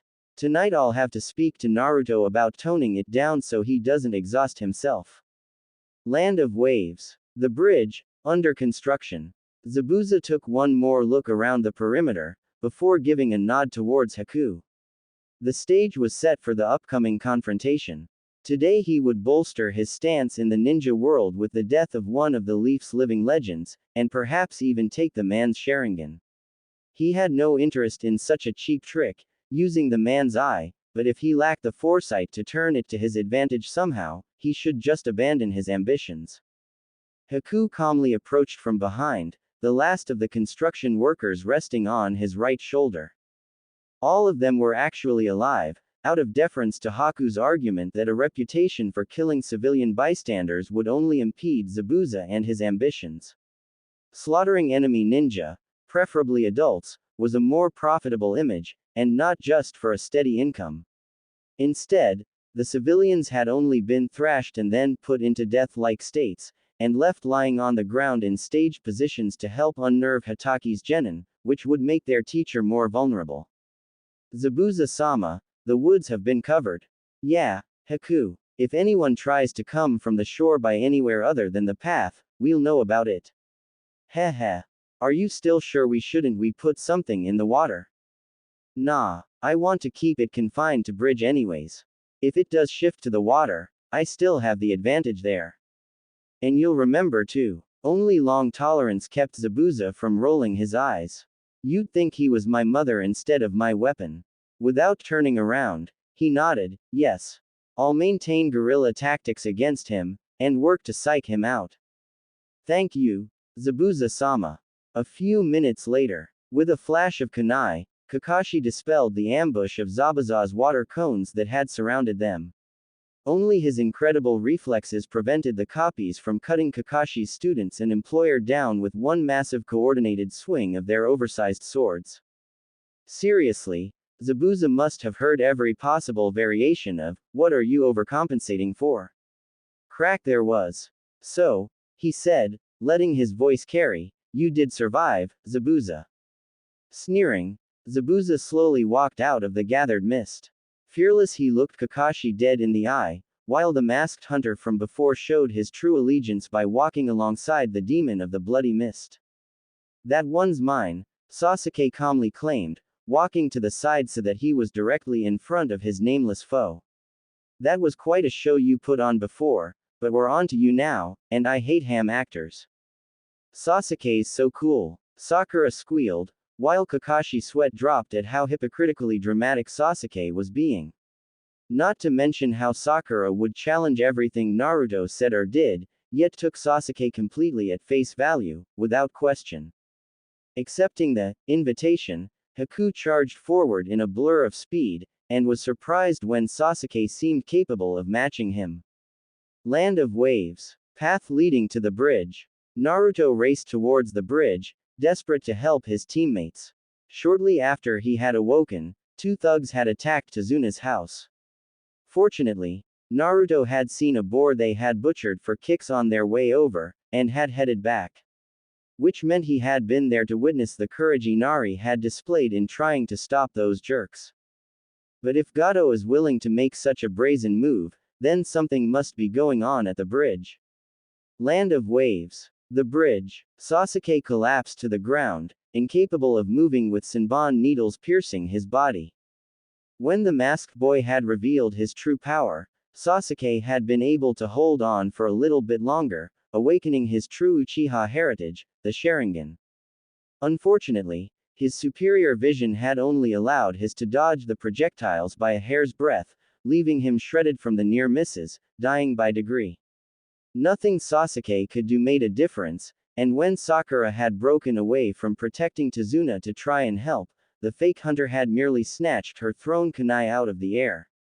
She is seriously more harm than good. Inevitably, his opponent had scored a direct hit on Sasuke's pressure points, shutting down most of his body, while still leaving him conscious. Zabuza gloated as he faced off against Kakashi, daring the other man to leave himself exposed to try to help the Uchiha heir. "Heh heh heh. Even if by some miracle you defeat me, you still won't have what it takes to kill Haku. Since he was a toddler, I've beaten his fighting skills into him. Even in the face of unthinkable adversity, he has always prevailed. He's lost all regard for his own life and become a killing machine, a true ninja. His skills surpass even my own. And he bears within a formidable legacy of an inherited bloodline limit. Thus, I have forged and carry with me a weapon of matchless quality and skill, entirely unlike the scraps of trash that follow at your heels." Then, using the brief distraction while Kakashi processed the ultimately useless tidbits Zabuza had dropped, Zabuza prepared to activate his overpowered water release, hiding in the mist, wanting to start before Kakashi had a chance to activate his Sharingan. Suddenly, a shuriken came flying out of nowhere, to hit Haku in the mask, distracting him, while Naruto charged loudly in, Uzumaki Naruto. "At your service. Here I am, to save the day. You know how the story goes. Things look bleak, till the hero arrives and then POW. Bye bye bad guys." And without further ado, jumped right between the gaps in the mirrors to join Sasuke in the death trap. "Yo, Sasuke. I'm here to rescue you." The reactions to Naruto's performance, and letting himself subsequently be distracted furiously arguing with Sasuke over his rash and foolhardy actions, were telling. Sakura and Sasuke just yelled at Naruto for continuing to be an idiot, as was their usual response. Kakashi was a little less biased against Naruto, but he too was seeing a bit too much of the attention-seeking village prankster right now for anyone's good. Exasperating little. What we needed was an ambush. Instead, he all but paints a target on himself, and then leaps right into the line of fire. Now he's just someone else I have to save. But the moment I try to make a move, Zabuza will just counter it, and I'll be squandering my chakra meaninglessly, if not my life. For Zabuza and Haku, they were completely confused. On one hand, previously the kid had pulled off a brilliant example of ninja tactical deception before, and had shown mastery of some high-level jutsu. Now they were just seeing an idiot. Was it all an act to catch them off guard? Did he have some sort of brain ailment? Or was his need for attention, and his naivety regarding the lives of ninjas, truly that extreme? So focused was everyone on this, that Kakashi, Zabuza, and Haku nearly missed the rain of kunai and letter bombs that appeared out of nowhere. Land of Waves. Tazuna's house. Tsunami could hardly recognize her son. Her baby, her most precious person, was arming himself to raise an army of the people to march against Gato and his goons. Pride and fear swelled in her chest as she went to follow him, while she secretly prayed that Hataki-san already had whatever was happening at the bridge under control. Land of Waves. The bridge. Kakashi swore foully as he backpedaled, and threw out Earth Release, Earth Dome to raise a part of the bridge to shield himself, Sakura, and Tazuna from the sudden inferno of explosions. Zabuza used Water Release, Water Prison to encircle himself in a ball of super dense water for protection, while Haku and his own opponents were secure within the Ice Release, Crystal Ice Mirrors. The ex-Mist ninja's own composure faltered as everyone turned to see who was responsible for the new attack. Charging towards the bridge, only seconds away, were 8 masked men and women with the symbol of the village hidden in bloody mist on top of their foreheads. Anbu hunters of the mist, real ones this time. The fact that the mist ninja were acting in teams only underscored the threat they posed, since the majority of the Anbu hunters acted alone.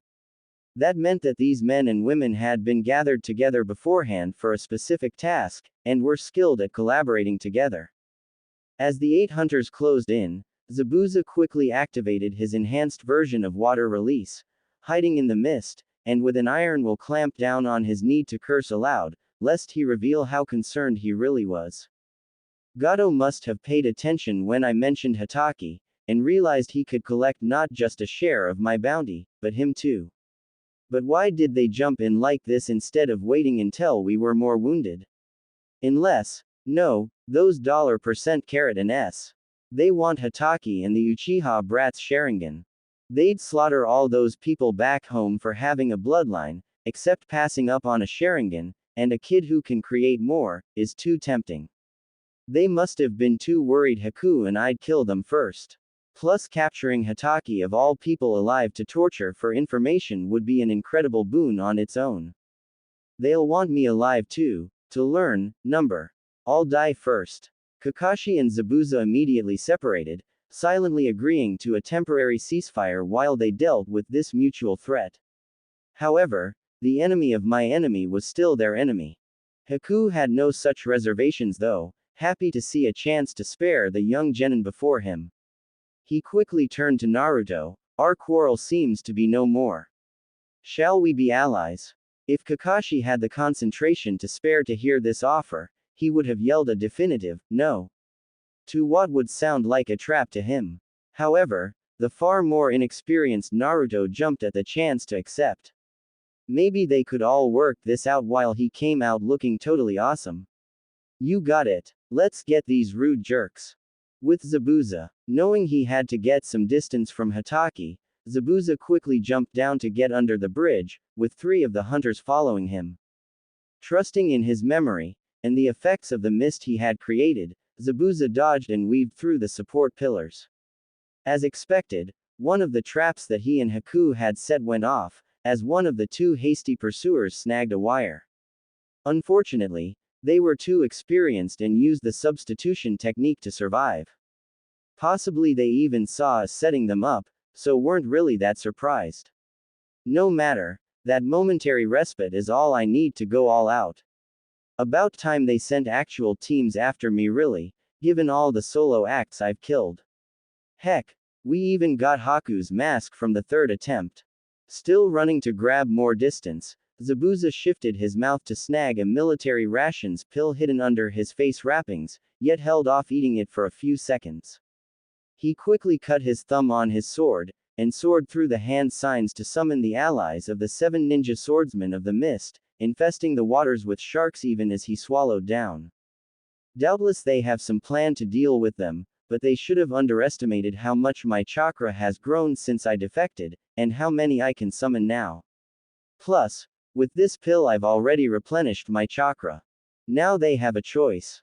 They can let me go, and be free to continue my work, and maybe even tell the Leaf what happened here, for a price of course. Or, they can engage me with low visibility, on a terrain where my little friends can pop up at any time to eat them. The hunters did not disappoint the wrath of the demon, charging forward to do battle with their foe. With Kakashi, Sakura, and Tazuna. Now that Zabuza and therefore the center of the artificial mist had moved away, Kakashi was actually benefiting from the fringes of that concealment. The remaining mist around him was just light enough for his Sharingan to see his own 3 opponents, except they were still suffering from impaired vision. Unfortunately, it was also becoming pretty clear that it was possible Kakashi had gotten in over his head. He had failed to consider any scenarios involving the intervention of any third parties to the conflict, and now Team 7 was outnumbered, and he was the only one with any chance of getting them out of this alive. Moreover, they have the advantage, since I have to still keep Sakura and Tazuna safe. I can't show my back to them, and judging by those explosions underneath, Zabuza's planted booby traps which I also failed to consider, around here, ones which the Ambu hunters likely know about. So I have to keep this fight confined to here and too close to my students. Nothing but a rookie mistake. Stop. Focus what's in front of me. If they outnumber me, then I'll just have to go full on offensive and keep it up so they can't target the others. A quick glance with his Sharingan revealed that none of his opponents were clones, which was some relief.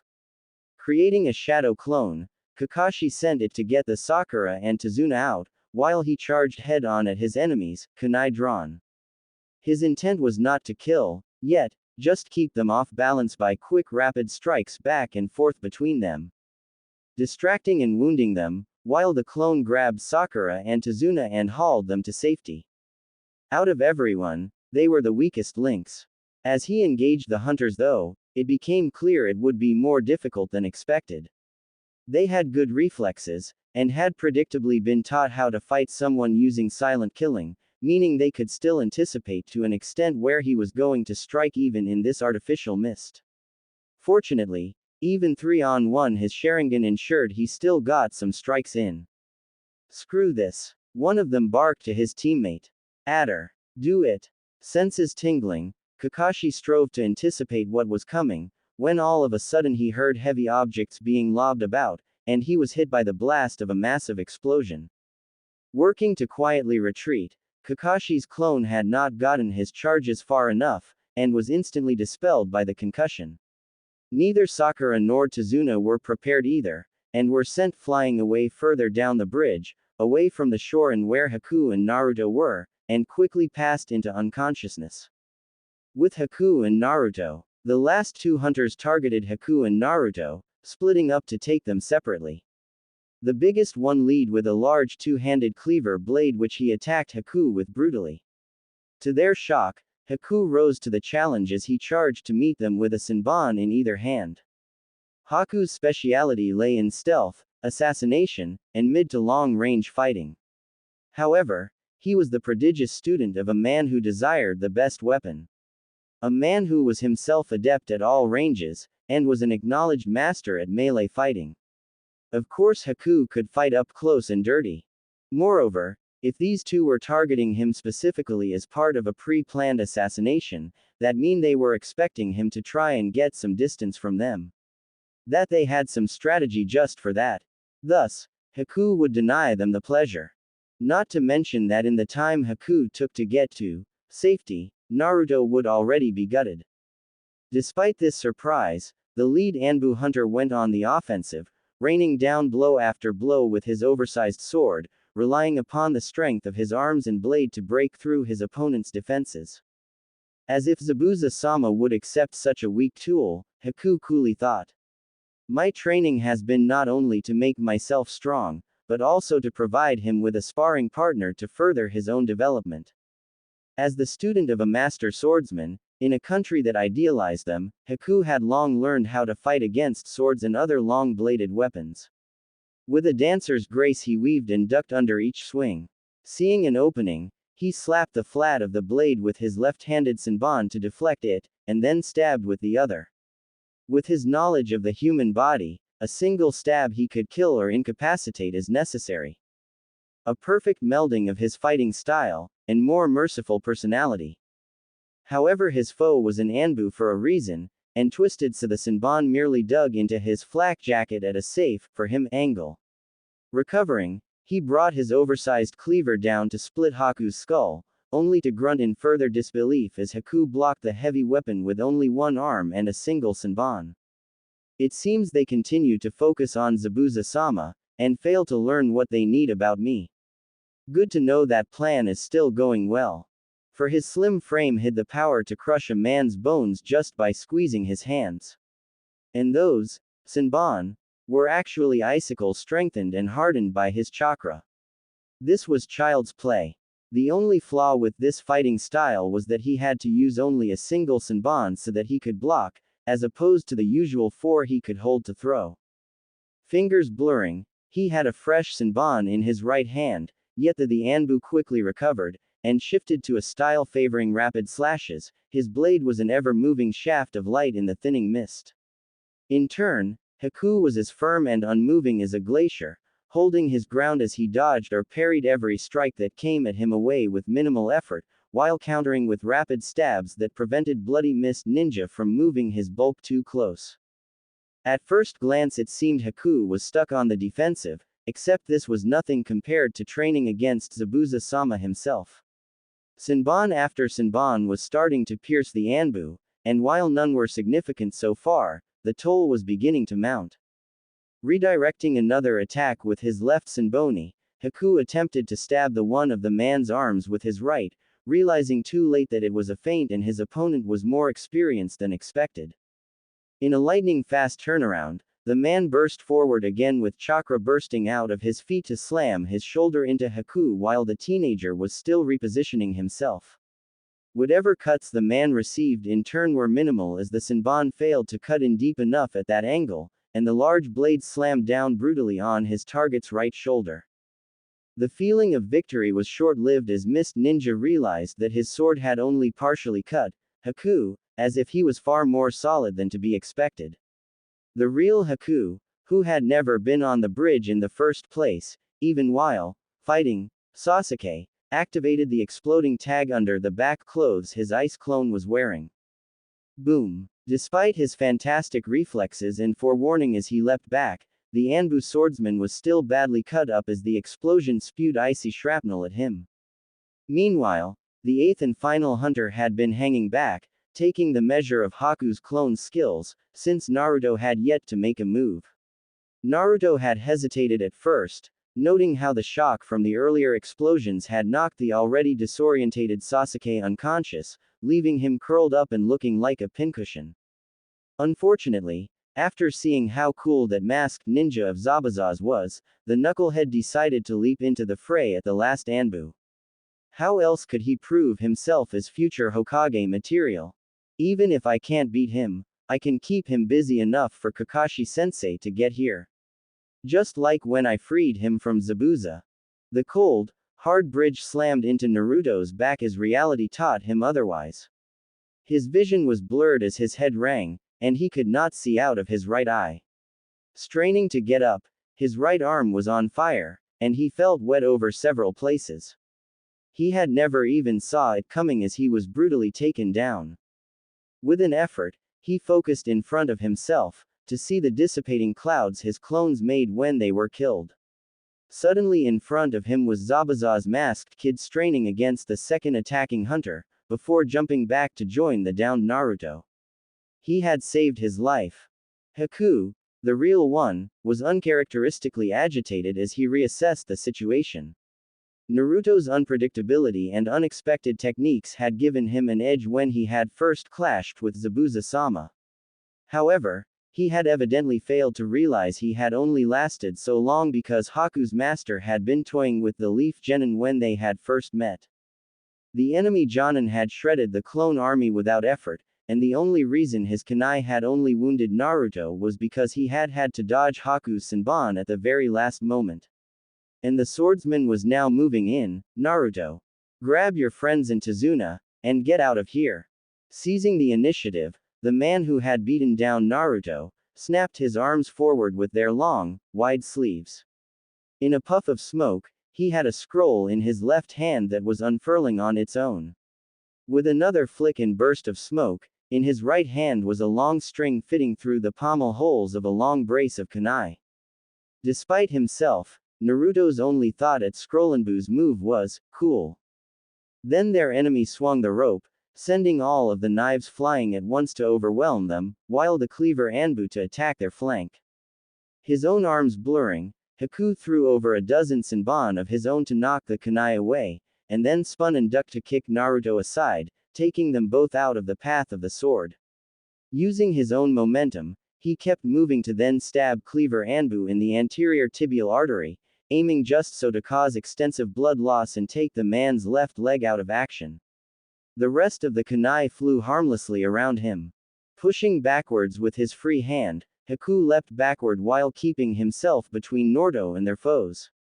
More Senbon needles appeared between his fingers, drawn from subtle holes in clothes.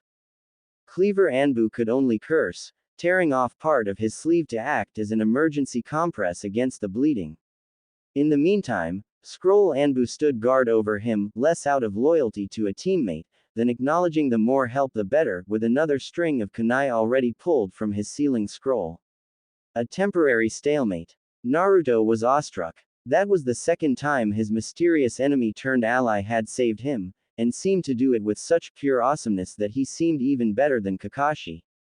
As it was, he could only keep staring at these rapid-fire events, unable to even consider leaving the battle, wanting to stay to see more of this super-elite ninja. And then he remembered the promise he had made, how he had stabbed his own kunai into his hand, vowing to never run, never go back on his way. How he had maintained it even in the face of someone like Zabuza. How could he live with himself, if he ran away now? Adrenaline rushing away his aches, and trying to brush away the blood running into his eye, Naruto walked up to stand beside his newfound friend. Seriously, he could not wait to tell Iruka-sensei about this. Or Haku when they met up again for that matter. I told you to get out of here. Snapped the masked figure who was actually Haku. The only reason he had not attacked yet while one of the hunters was vulnerable, was because he was trying to buy time for his friend to get away to safety, as the Bloody Mist ninja were well aware. I'm not running away. Naruto growled back. I swore I would protect that old man and get this bridge built, and I'm not going back on my word. Besides, and with his Naruto made 10 new clones, if they kill you, I doubt we'll be able to get far enough away. He's right, you know, Scroll Anbu spoke up. No witnesses. Nothing personal. With Zabuza behind his head wrap, the demon of the Bloody Mist smirked with the satisfaction of a predatory. The hunters had indeed come with a plan to deal with the sharks' depth charges. Fools. While one hunter threw the depth charges into the air, another of them kept sending a wide burst of wind jutsu, dispelling swaths of the mist with each blast. Unfortunately, for them, it was clear that these guys had failed to actually practice as a team. The wind jutsu was a smart idea to remove Zabuza's terrain advantage, especially as he was an unparalleled master in this environment. However, if the gust was too big, it would disrupt the depth charges that were necessary to handle the shark summons. A team that had properly practiced this could fight the proper balance, yet these chumps were too busy trying to coordinate with each other when they were supposed to be fighting. Probably just thrown together hoping it would make enough of a difference. Typical of the idiots back home. Not to mention insulting, given how much they've underestimated me. Right now he was quickly stalking through the thick mist, dodging around their attempts to find him. For while he was the master of silent killing, these guys were no slouches either. Meaning he would have to actually break a drop of sweat in beating them. Catching a faint whistling noise in the air, he noted that one of the still airborne canisters was close by. With a quick leap he was alongside it, and had smacked the container filled with letter bombs back at his pursuers. Boom. Gah. Carrot and asterisk, hash. Ah good, looks like I singed them a little. Making a judgment call on his enemy's location, he decided to forfeit some of his shuriken by unleashing a barrage. After all, even a half-second deflecting his projectiles might cost a foe their life, and any wounds would only add up. Who knows, he might even get an ire jugular. Sounds like they were deflected. Wait, where's the third one of them? Instinct made Zabuza turn at the last moment, bringing his executioner's blade up with the flat of it facing the attack from behind, deflecting the incoming kunai. Letter bombs attached. He snarled to himself, leaping back and hoping his blade would absorb the worst of the incoming explosion. I can always fix it later with the iron from their blood. With Kakashi. By the sound of those explosions, Zabuza's keeping busy, Kakashi thought, as he killed his first hunter. The moron had actually tried attacking the copy ninja head-on, after one of his teammates had partially thinned the mist with a wind jutsu. Even worse, moron Anbu had done so while running through her hand signs right in front of Kakashi's Sharingan. Seeing the world in slow motion thanks to Obito's gift, he recognized the oncoming technique as a water release technique, and one that was most accurate when fired from the mouth as opposed to using pre-existing sources. Instantly developing a counter, Kakashi ducked beneath the ensuing torrent of water, flew through his own hand seals, and used lightning release, wave of inspiration. The flash of electricity passed right through the water, and fried the woman inside out. If she's not dead, she'll certainly keep until this is over. Desperately aware that his earlier failed gambit with his clone had halved his chakra, Kakashi of the Sharingan eye closed on the remaining two, a kunai in each hand, and his blood-red eye blazing. With Zabuza, he's gotta be a $# and censor. Only way someone could have found me so fast. Zabuza cursed, realizing that his enemies were not the only ones guilty of underestimating their prey. He had been lucky, yet by throbbing of his left foot, he had still sustained some burns. Sure enough, another barrage of kunai came in from that same Anbu, forcing Zabuza to shift his position. Hearing triumphant calls, he knew the other two hunters were advancing. Although in their case, he could not only hear them, but also smell their singed uniforms. Charging forward heedlessly, confident that Censor Anbu had scored a decisive hit to the traitor, the advancing mist ninja were startled to hear their comrade yell, "No! Stop you fools!" Before this could register, they heard the sound of something breaking through the water all around them, and before they could scream, they were being pulled under. Choking on water, they could only thrash as the surviving sharks viciously tore them to shreds. Okay, that's a lot better, Zabuza's voice drifted over the mist with sadistic glee. They deserved that really, forgetting about that. Now how about you? With Haku and Naruto, these guys are pretty good, even if not good enough, Haku reflected. Their problem is that they're individually overspecialized, and got too greedy. If the full two squads had waited, then they could support each other enough to overwhelm even Zabuza-sama. Instead, they jumped the gun trying to get the Sharingan as well, and split themselves up, ruining their main advantage. They were probably watching my clone fight the Uchiha, and assuming it was the real thing and thought I was weak enough that they could easily kill Naruto and I, then join the others fighting Hatake, and then finally swarm Zabuza-sama. Hubris. They know nothing of my true power, and now dare not retreat and show me their backs. I will protect Zabuza-sama and his dream, no matter the cost. All of this passed through his mind in a split second, his face as impassive as the mask upon it. The man with the ceiling scrolls was definitely the more dangerous of the two, especially after the man with the sword has his mobility crippled. Naruto was now keeping the latter busy with a seemingly endless barrage of shadow clones. Now that Cleaver Anbu was sufficiently injured, the Leaf Genin was able to serve as a satisfactory distraction.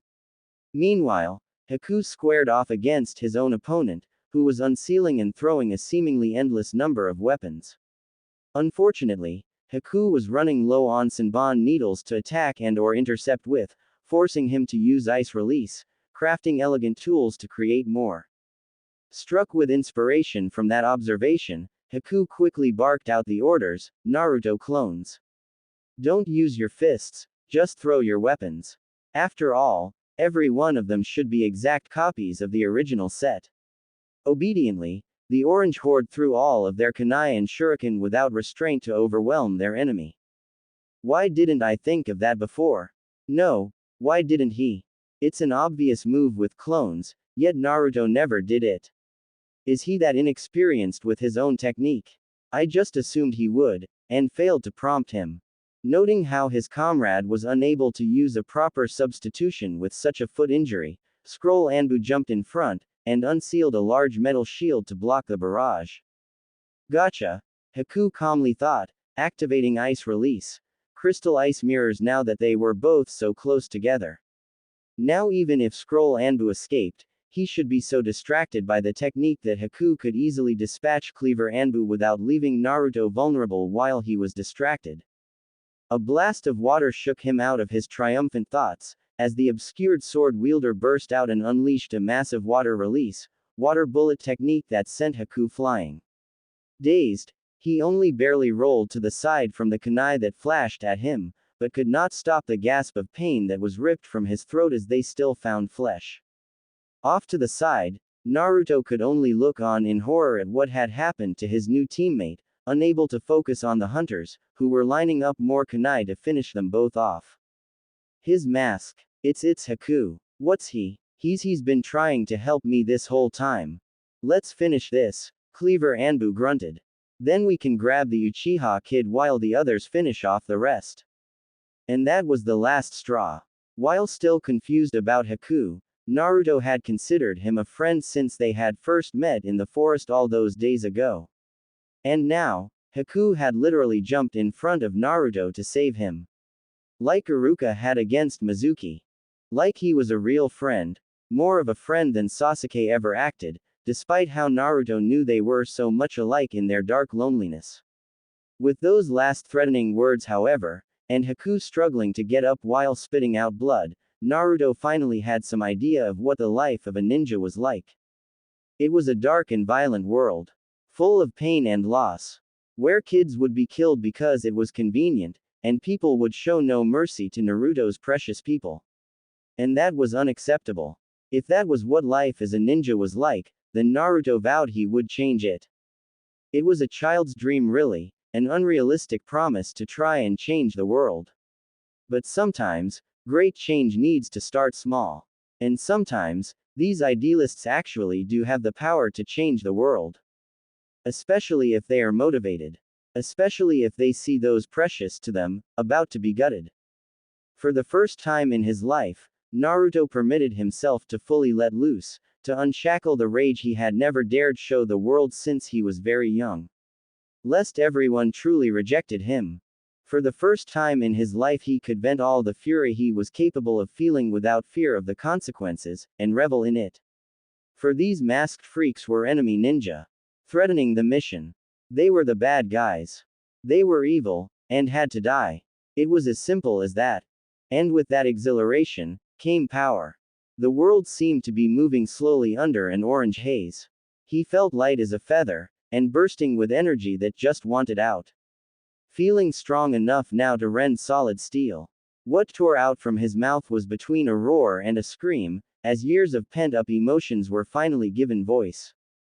Haku and Naruto's prey could only stare in disbelief, as someone they had written off as a threat grew fangs and claws, and stood surrounded by swirling orange chakra which took the form of the head of a snarling beast over the little Genin's head.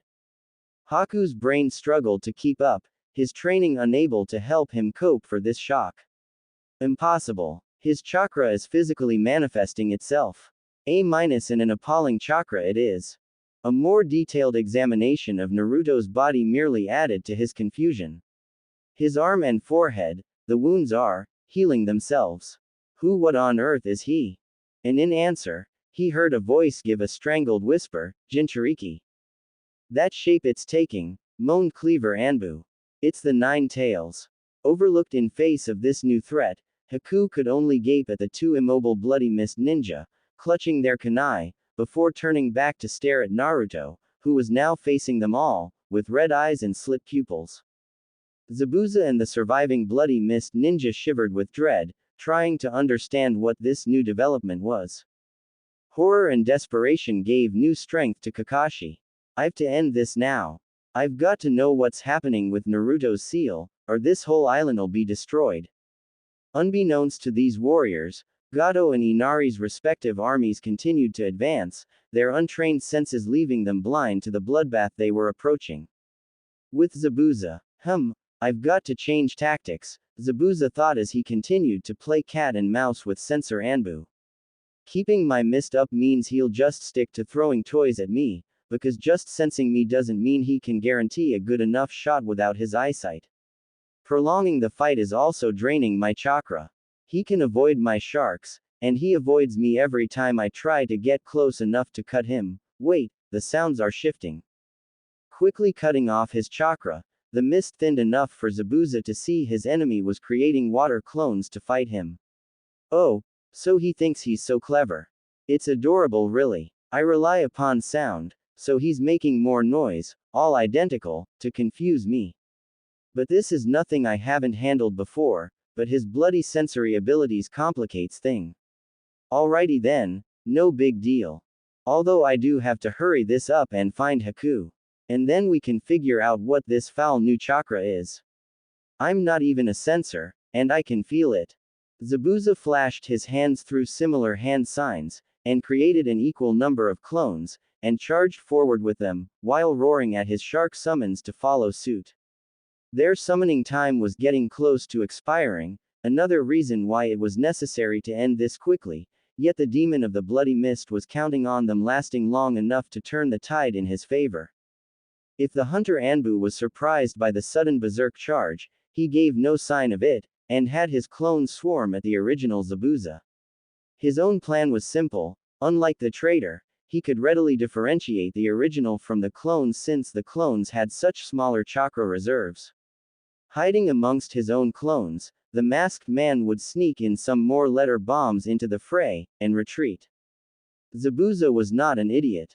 Luring in those enemy clones, he simply substituted with one of his own clones, and was now flanking the original Sensor Anbu, who was visibly hanging back.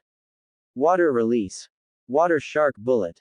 Before his jutsu, water solidified to form a shark, barreling down on its target, while Zabuza's clones threw shuriken as a distraction. Like fish in a barrel, Zabuza smirked. This guy was all set to whittle me down with counters to my signature fighting style.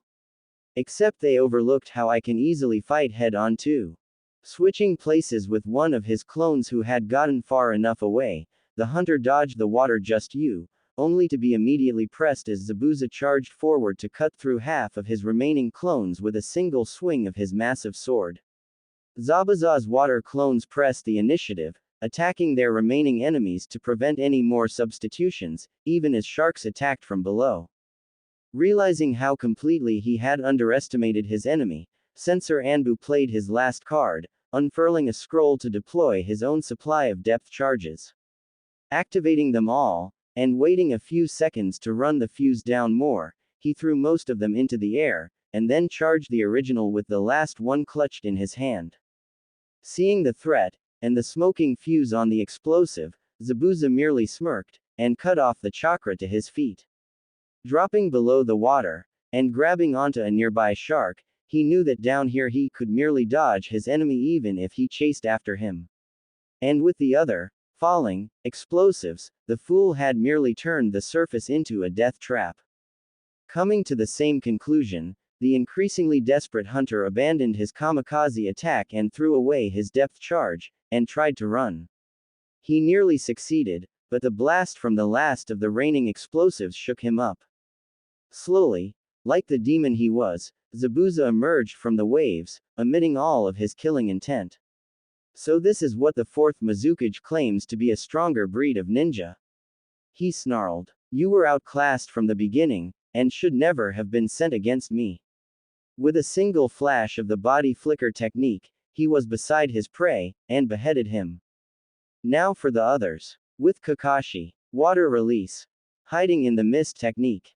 Kakashi cried, startling his targets with his use of their village's own signature technique to replace this mist that Zabuza was no longer putting out. I was saving this to fight Zabuza, and I'd like to mark them first, but Naruto is the priority right now. I have to end this fast.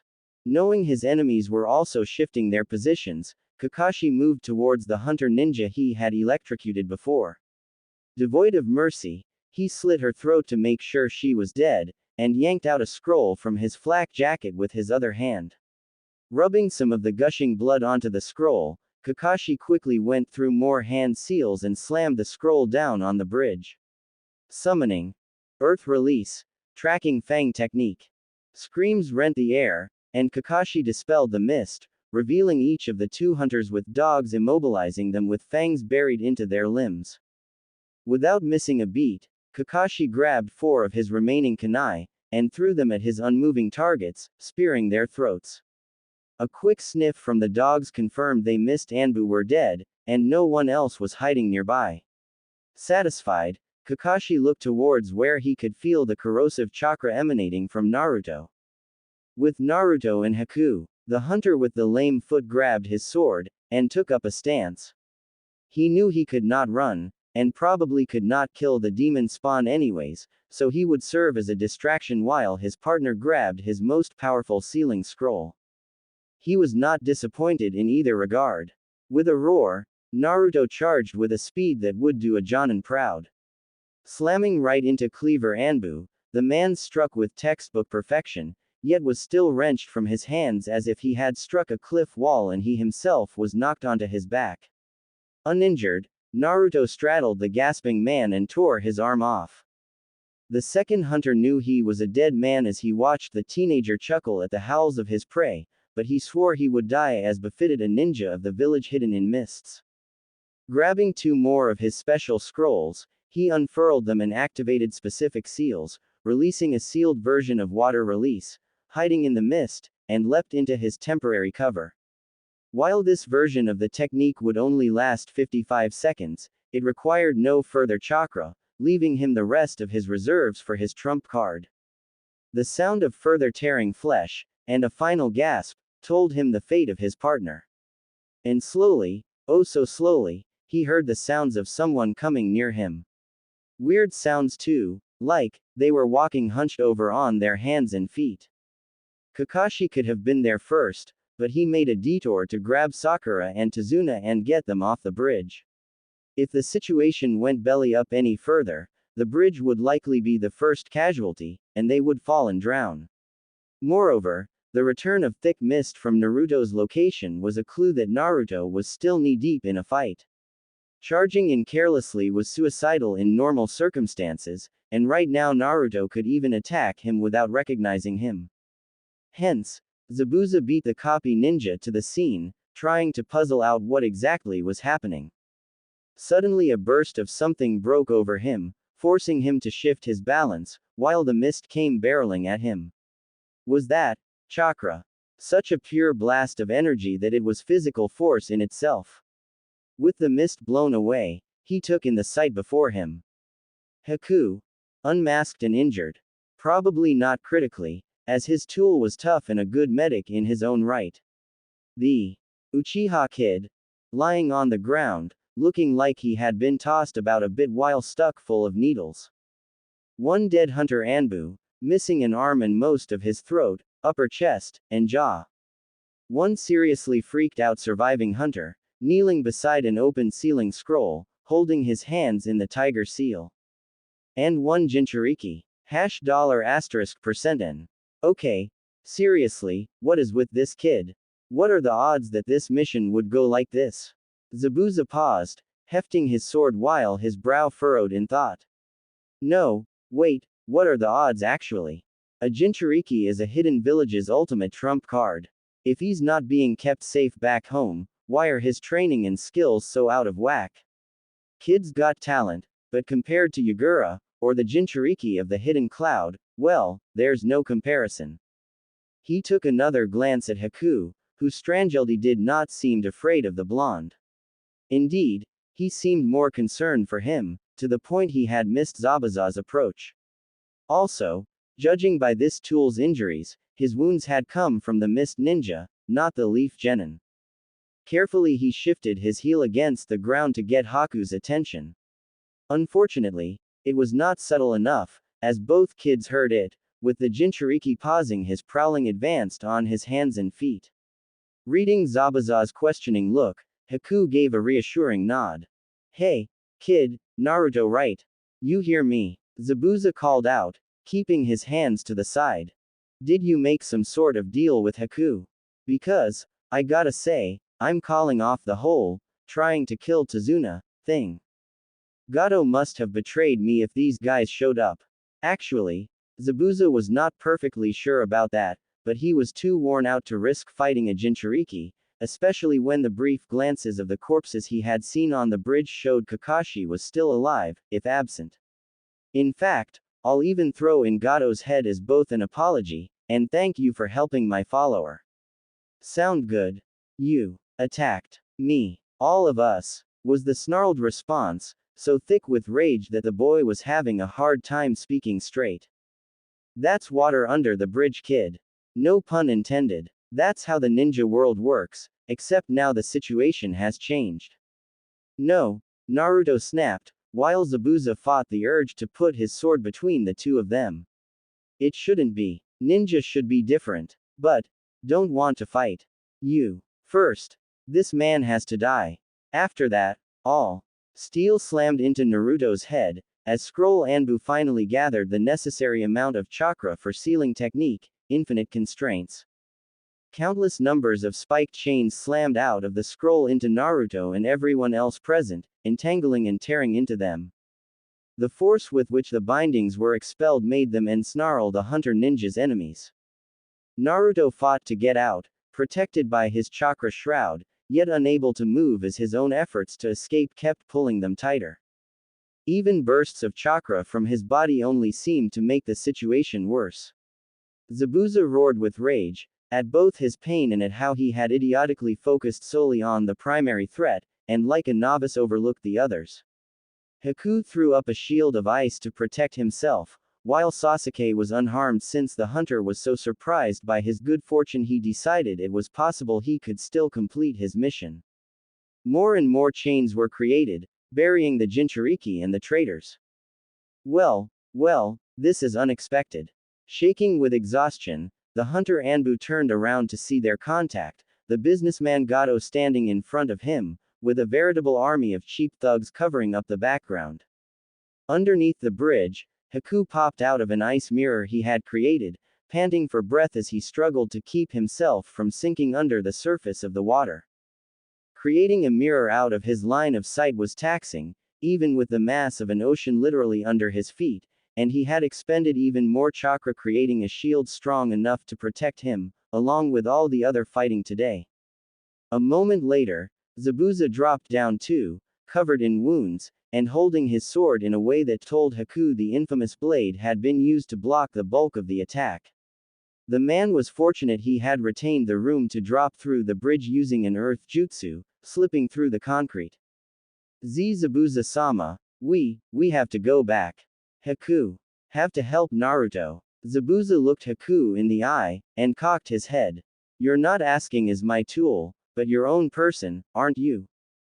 Haku blanched at that, but Zabuza merely shrugged. I can hear Gato's voice up there, so I have to go back anyways.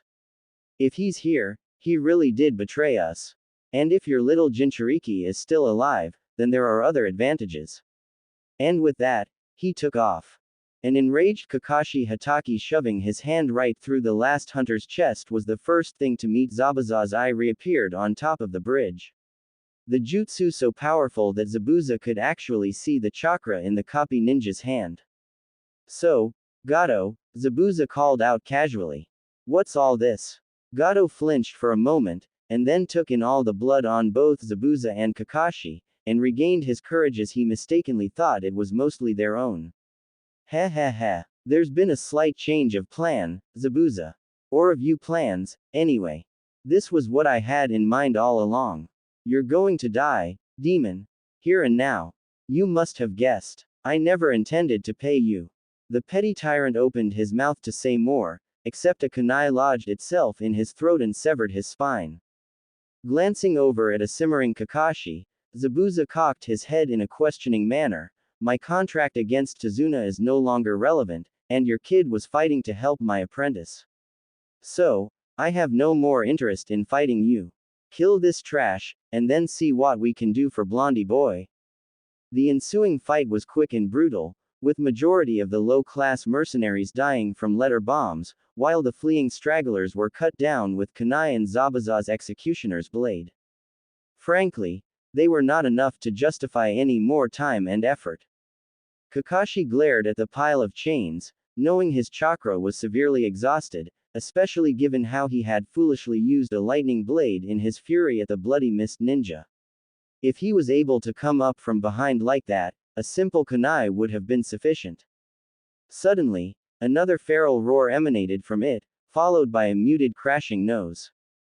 Quickly ducking under the bridge, Kakashi immediately jumped towards the ripple in the water signifying something had fallen in, and yanked an exhausted Naruto out. Thank goodness, the fox's chakra has receded.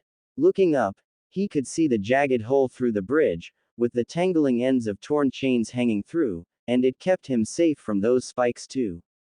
Long enough for it to punch its way down and out. To his shock, when Kakashi returned to the top of the bridge, Zabuza had collapsed. In the span of less than a minute, he had gone pale, clammy, his eyes bloodshot, and it looked like he had collapsed to the ground when his shaking limbs gave away.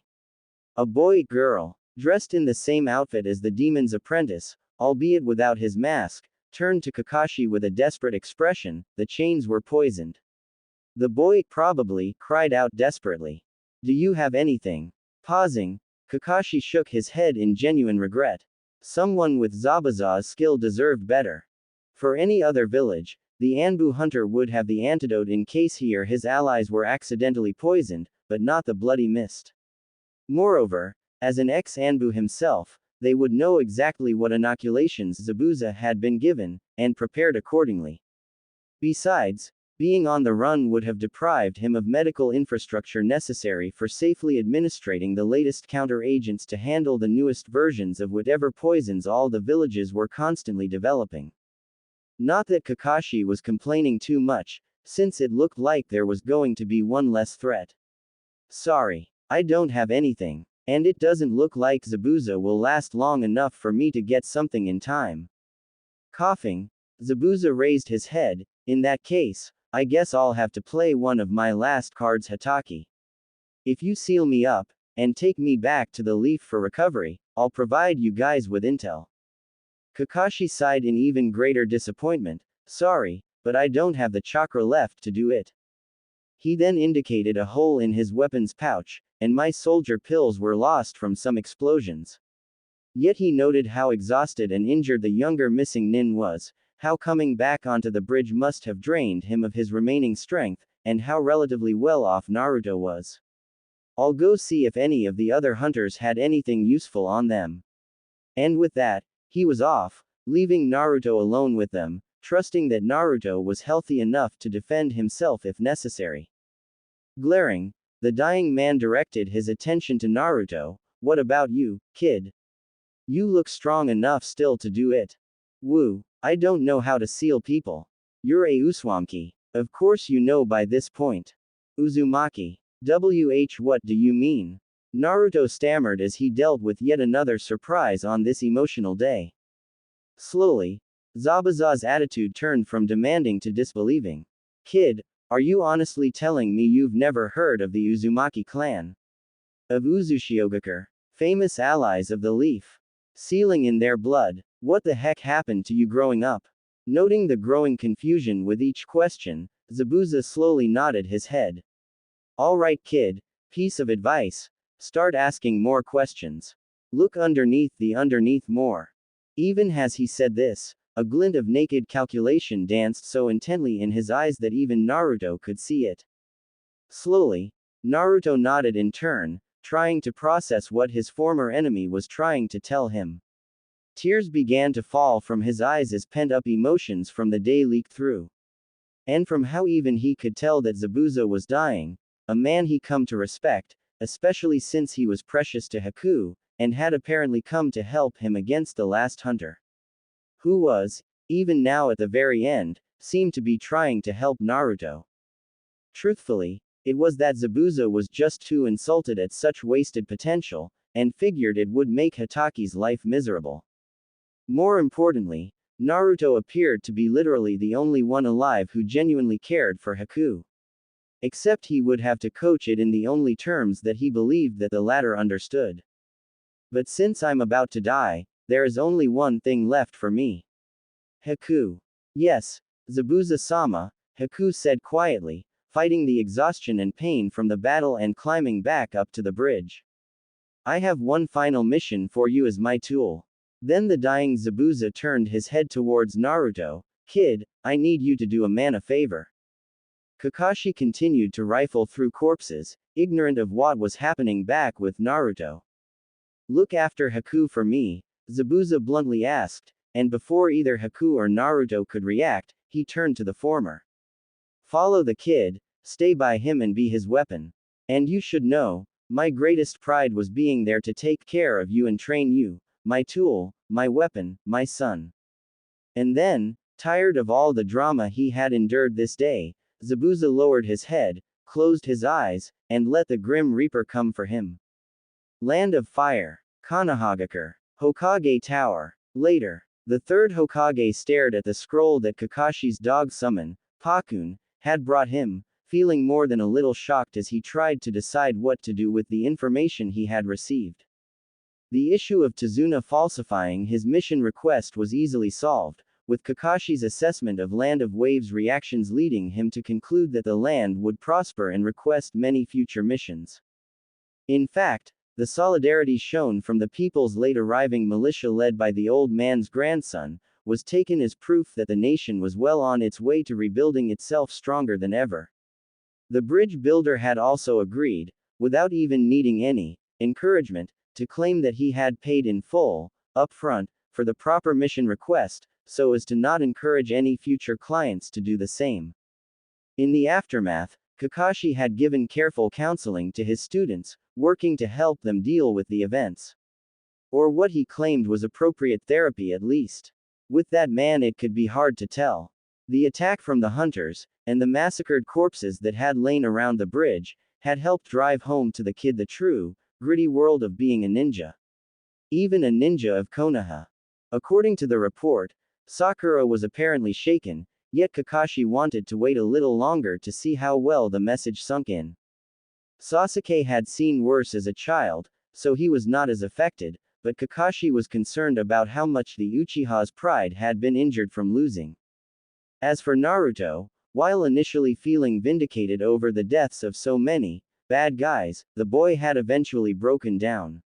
It had taken Kakashi some work to help Naruto, except it was mainly thanks to their new companion. On a related note, Naruto was also surprisingly desolate over Zabuza's death. That Zabuza's body had been burned, and the ashes then buried, instead of brought back for examination by the medical experts for any of the missed secrets was a little surprising. However, Kakashi had decided to respect Naruto's wishes on the matter, lest the boy become angry again. It had not been until afterwards that Kakashi had had the opportunity to covertly look at Naruto's seal. While nowhere close to his dead sensei's level, Kakashi still possessed enough skill to tell when even a high-level seal was breaking down, and had fortunately been able to confirm that there was no sign the seal was weakening. However, that did not explain how some of the fox's chakra had still slipped through. That little tidbit alone made the Hokage decide to classify the entire mission as top secret. A fake mission report would be written by Kakashi, with only the Hokage knowing the full details.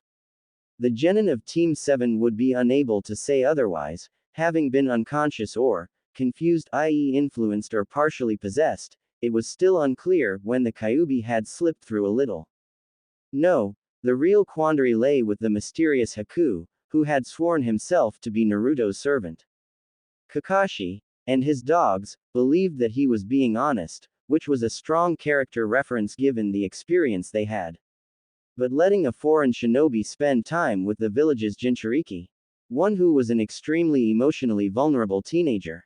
Hiruzen Sarutobi, as the supreme military dictator by the appointment of the daimyo, had the authority to concede to this, but should he? Then a thought struck him like a thunderbolt. Kakashi's report also says that he knows about the Kyuubi, and doesn't care. This is a boy who is accepting Naruto for who he is. Someone who will be there for him.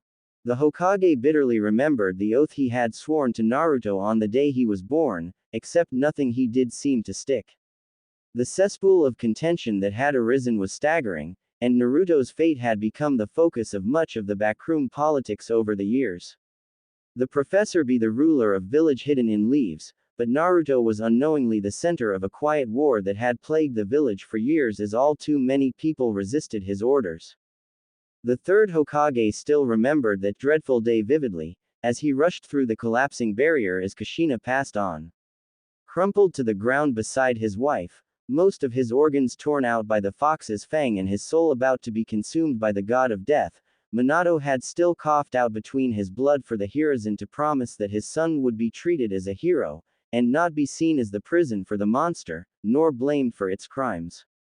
Except, is he may be ready. Naruto almost died on an A-ranked mission at age 12. He fought against one of the 7 swordsmen, and 8 hunters of the Bloody Mist, all of whom are famous for their bloodlust, without ever knowing the whole truth. Who he is, who his parents were, no more. He deserves to know. Haku may be too dangerous to have around him, but I will see how Naruto has developed, and then make my decision of whether or not he is ready for the full truth of his heritage. Land of Waves. The bridge, nearly finished. Haku knew he only had a minute at most away from Kakashi's watchful eye, so he quickly stepped under the bridge and focused his sight on the other side of the distant shore of the mainland, at a distinctive outcropping of rocks visible even from the Land of Waves. Forming a mirror beside him, and at the designated meeting place, Haku quickly traveled through his mirrors to appear across the ocean, and address the kneeling ninja before him. Zabuza Momochi-sama is dead. His blunt words sent a ripple through his former master's followers. But he gave me a final order in his death. He has assigned me to a young boy from Konoha, with great potential. If the boy is willing, he will be of significant help to us. Enough to be decisive in our war. Regardless, I am now sworn into his service. The representatives of the now former members of Zabuza's small revolutionary army just stared at Haku in disbelief. Yet they knew any outcry would come with repercussions, for they had no delusions where they stood in the pecking order when compared to the likes of Haku. The wrong word about his new decision or new master would be painful. Finally one asked, and if he is not willing to help us cast down the 4th Mizukage? We have already gathered ample supplies and equipment to last you a while. Go to base 3, and wait for me there for 6 months. Train hard. I will send further word then. If you do not hear from me, I ask that you go try and join Mei Temuri's rebel group, but I will likely be dead. With that, the ice user stepped back into his mirror and vanished back through his mirror. My apologies Zabuza-sama, but I will be still working towards accomplishing your ambition. Helping Naruto-sama will be my priority, but I will use my time in the leaf to see if I can aid our homeland. I know you thought I only helped you fight against the Mizukage for your own ambitions, but in truth, it was in no small way my goal as well. To end the purges, and prevent any more children having to kill their own families in self-defense. Omake. Zabuza Momochi-sama is dead, Haku announced, his blunt words sending a ripple through his former master's followers. But he gave me a final order in his death. He has assigned me to a young boy from Konoha, with great potential. If the boy is willing, he will be of significant help to us.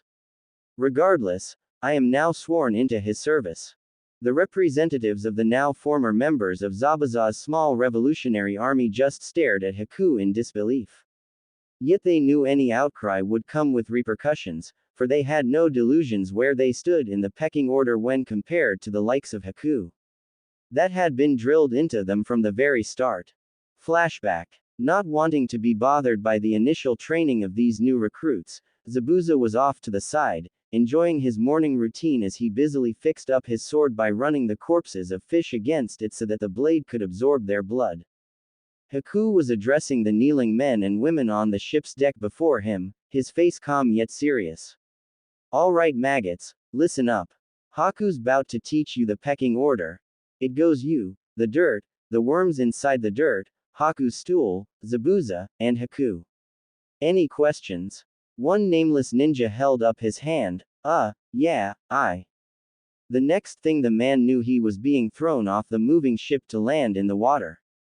Shaking with fear, the remaining recruits watched as Haku called back to the unfortunate man, enjoy the swim back to ship, suddenly flashing a sickening smile, bitch.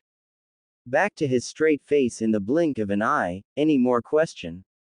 Silence was the answer he received, and he brought back that same deranged grin. Good. Then we can begin.